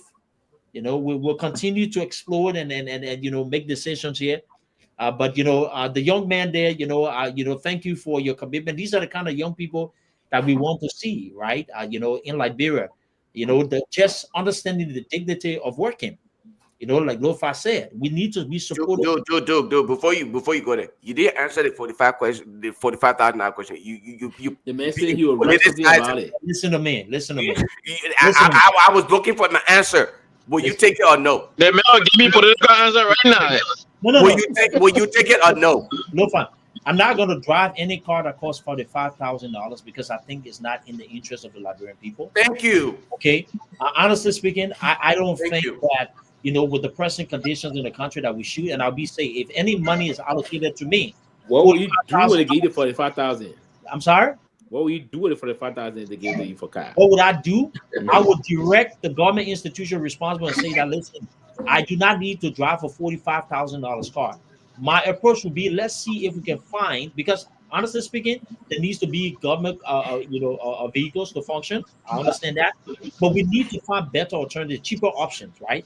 And if so, will you buy a car that worth $10,000 and then it's break down in 2 months when you go to buy a road? But yes, the team, Pewee, I'm not saying to go buy a car for $10,000. Realistically speaking, there's no value to that. But can we find a better model that's actually lesser than $45,000? Be honest here. Can we find cars that are less than $45,000 that can still actually serve the purpose? What would be a threshold? Be a tribute. What we can go. No, listen. What we can do, right? I'm not going to just show our. Absolutely, you can find a car that is $20,000. Well, yeah, I can do that work. Let me be careful. Let me say this. Let me respond to that. I don't want to go ahead and throw around numbers. We have to do things not based upon saying things, but looking at the science, looking at the research. That's what we need to start from, right? And doing a comparative analysis, right? How can we find value for less cost? That's the thing about it, right? And that's my focus here. I don't want to say, go buy a car at $15,000, $20,000 and stuff. No, let's see what or how we can go about doing it. And it has to do with an extensive research and then put this funds in. But no, I understand this thing. And let me go. So, can I say something real quick? And you can land on this, right? Yeah. I think this is where it comes with the environment. I personally, I would prefer if they were to feel the pain of having to drive on those muddy roads and messed up pavement that they claim that they are constructing. If you experience that, I think the money that is being used to make sure that you are purchasing vehicles that will can be maintained, you will invest that in the infrastructure, the roads, so that way you won't have to worry about every time you're having to repair your vehicle. So I think to cut back cost, I think they should purchase vehicles that are affordable, but invest in the road, so that way they don't have to do it. Just like if I have to drive to Charlotte or the pavement out there is good. New York and other places where the roads becomes really terrible, they invest in that. they rehabilitate the environment. That is government's money. The money that is going towards their vehicle to make sure that it is maintained or sustained can go into all of those other projects, and they can cut their income and put that into the construction, and then make sure that you can still purchase vehicle that can that would be my Duke, we answer. Duke, somebody also said that. Somebody said tell Duke that a legislator of vehicles purchase should go through the procurement process. Money shouldn't be given to them for vehicle purchase. So that one of the somebody saying too. Yeah. And yes, what I'm going to record to say, and this will be to the government entity responsible. Interest of the, a part of the district development fund, county development fund monies allocated to the district. Yes, what I want the government to do. I want you to take that money, right, and pour it into the OAU conference center. Don't give it to me. All I ask, transform the OAU conference center, and I guarantee you, we will get so much activities that's going to generate some revenue. We're going to use that as an opportunity to be able to maximize the profits from the activities and events that will be held at that center to spread into other ways and other things. We will explore the ideas to look at some of those natural areas, the beaches, and turn it into funding opportunities for the district. We will engage our people who believe in farming to see how best we can use it as some sort of listen, let's be honest here. There has to be a radical, effective, right, poor economic strategy to address some of those issues. You go in the Douala market, people driving the Douala market to go buy goods and services. Can we establish processes or put things in place where we can provide affordable commodities to our people to stay within district that we can become profitable for? Can we also start selling a new message to people who used to live in the district, in the diaspora, to see how best they can become invested in the district again? Can we push the government to explore the ideas of encouraging the first ever District 17 bonds? That's going to be focused on seeing how best we can generate revenue to spur our own growth. These are the kind of things that people are excited about. These are the kind of vision that we want to bring forth. And somebody say, oh, that is impossible. It's not impossible. It takes vision, it takes commitment, and it takes people who understand how to get to work. So guys, let's do our closing comments now. We've been on for 3 hours, 37 minutes. We have a great show tonight. And on a serious note, this thing is getting interesting as we have almost 500 persons watching us live tonight across the country. And right now, look, we will continue to move forward. Lofa, you need this show to fire. And I think that's what we've been receiving. A lot of breaking news tonight. We double down on his detailing, that group that is moving, that causing trouble. Because people been inboxing me. What people talking about? What people talking about? Lena had no president. Some top people then asking what people talking about. And today you have people watching. But we're not forcing the back now. They're talking more right now. But I can tell you this though. I can tell you this, don't think of a joke. So look, don't overlook it. The thing is this though. This the game. I'm going home now, man. I gotta pay attention. You need a network of support. So right now, let us Anthony, in 1 minute, get your closing so we can start. We're gonna go to bed. Everybody, y'all get do the chance to to air out some of the things. Hey, you know what? Giving chance. Anytime I say y'all say, oh no, I get you, man. Well, Duke, well said tonight, Duke. I want to commend you for the coverage. Hey, my man, hold on now. I want to commend you tonight for the coverage. Taking on that seat will be a very good thing. So, like other people have said, the good thing for you, you're outspoken, and Moserado County tend to listen to the message instead of just a person, and so that's a perfect opportunity for you. Seize the moment, and and give it a shot. I want to say thank you to everyone. Look, politics is a very delicate field, but we the young people need to seize the opportunity to do what we can do best for our country. We cannot sit back and complain. For me, I believe in action. I believe in result. And so those are the things that we all need to do. Legislation need to be introduced and change the narrative. Just talk will not do it. And that's why I've written 2 legislation already. One is farmer subsidy that you guys discussed around today.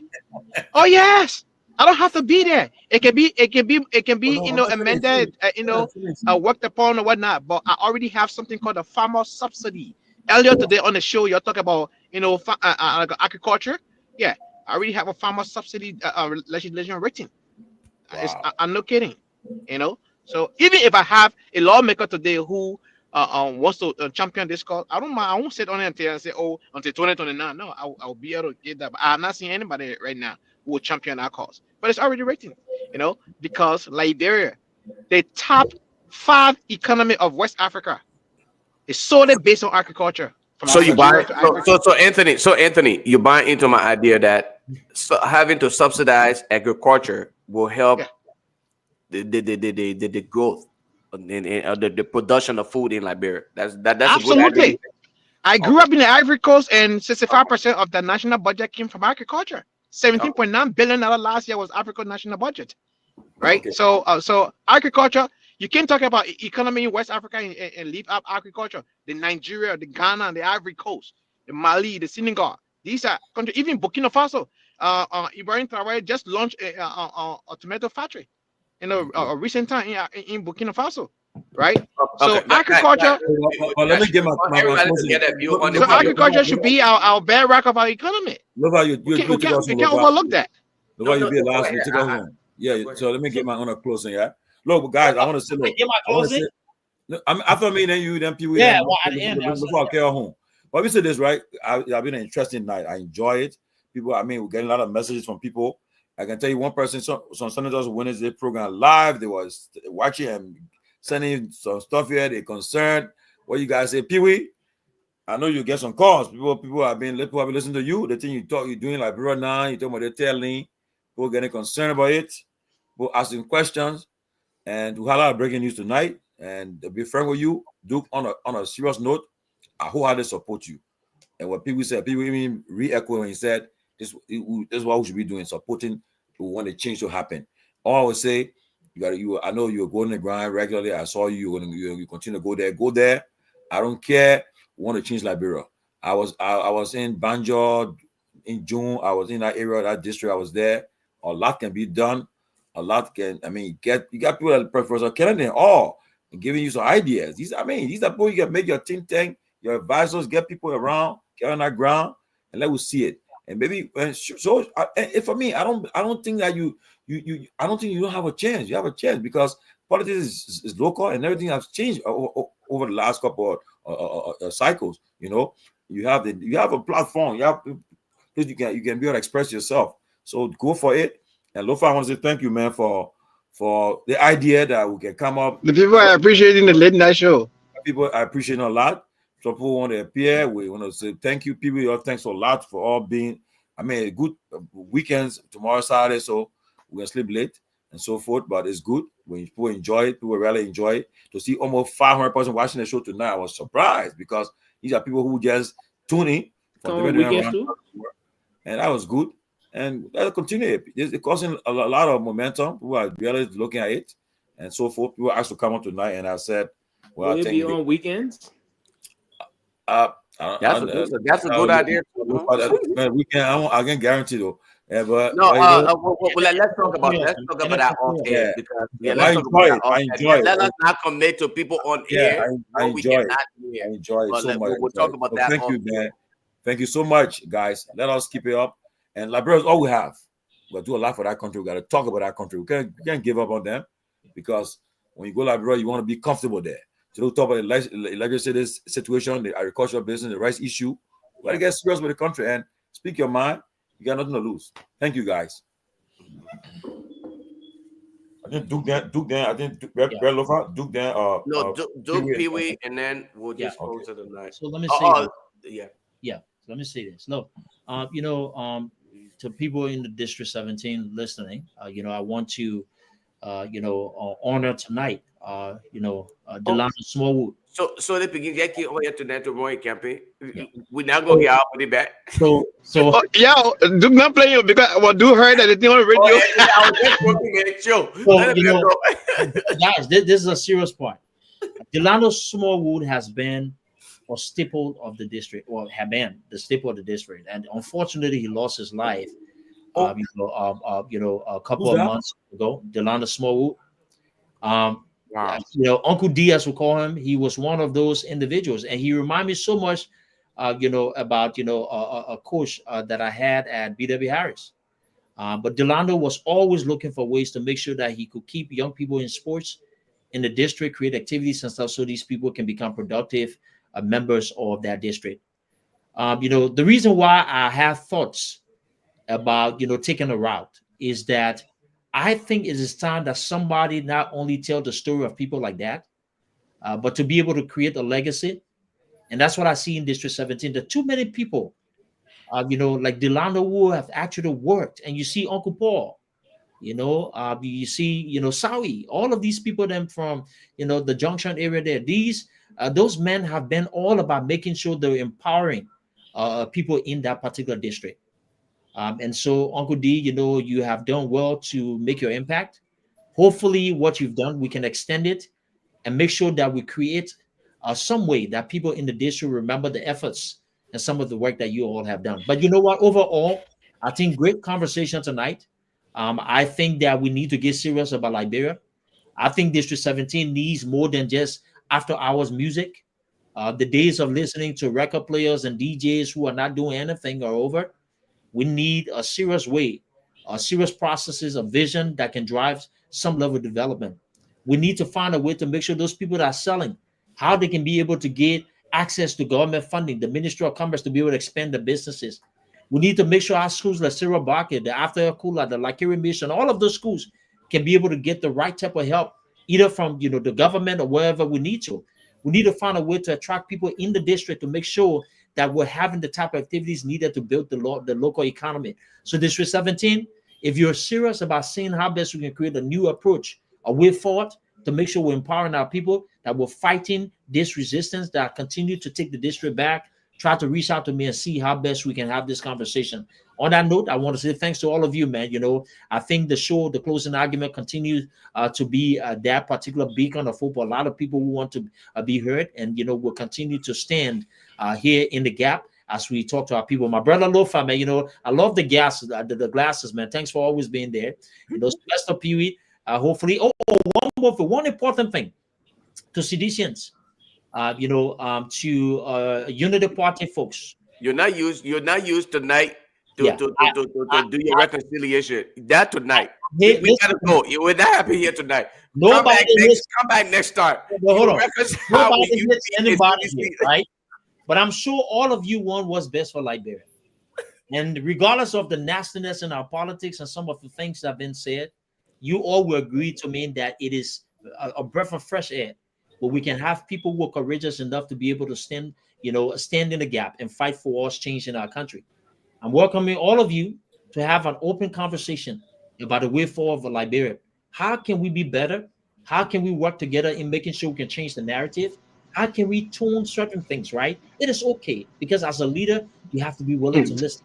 So I'm throwing this in. I'm saying to all of you, maybe the way in which we've done politics before have not been so colorful or have not been appealing to some of you. And we understand that. But we're open to take feedback. We're open to work together. And we're calling all of you to join this new movement to make sure that we're working collectively to be able to shift the mindset of our people. So I'm extending my hands, and I'm not big to say that if I wronged you before and we said some things, let's move on a new page. This page doesn't have to be about me. It has to be about our collective efforts. How can we craft an agenda that works for all of us? So your good night. Thank you. Thanks to all of you. We're moving forward. Breaking news. It will be on I told you that you have to tune it. You see what power can do to people?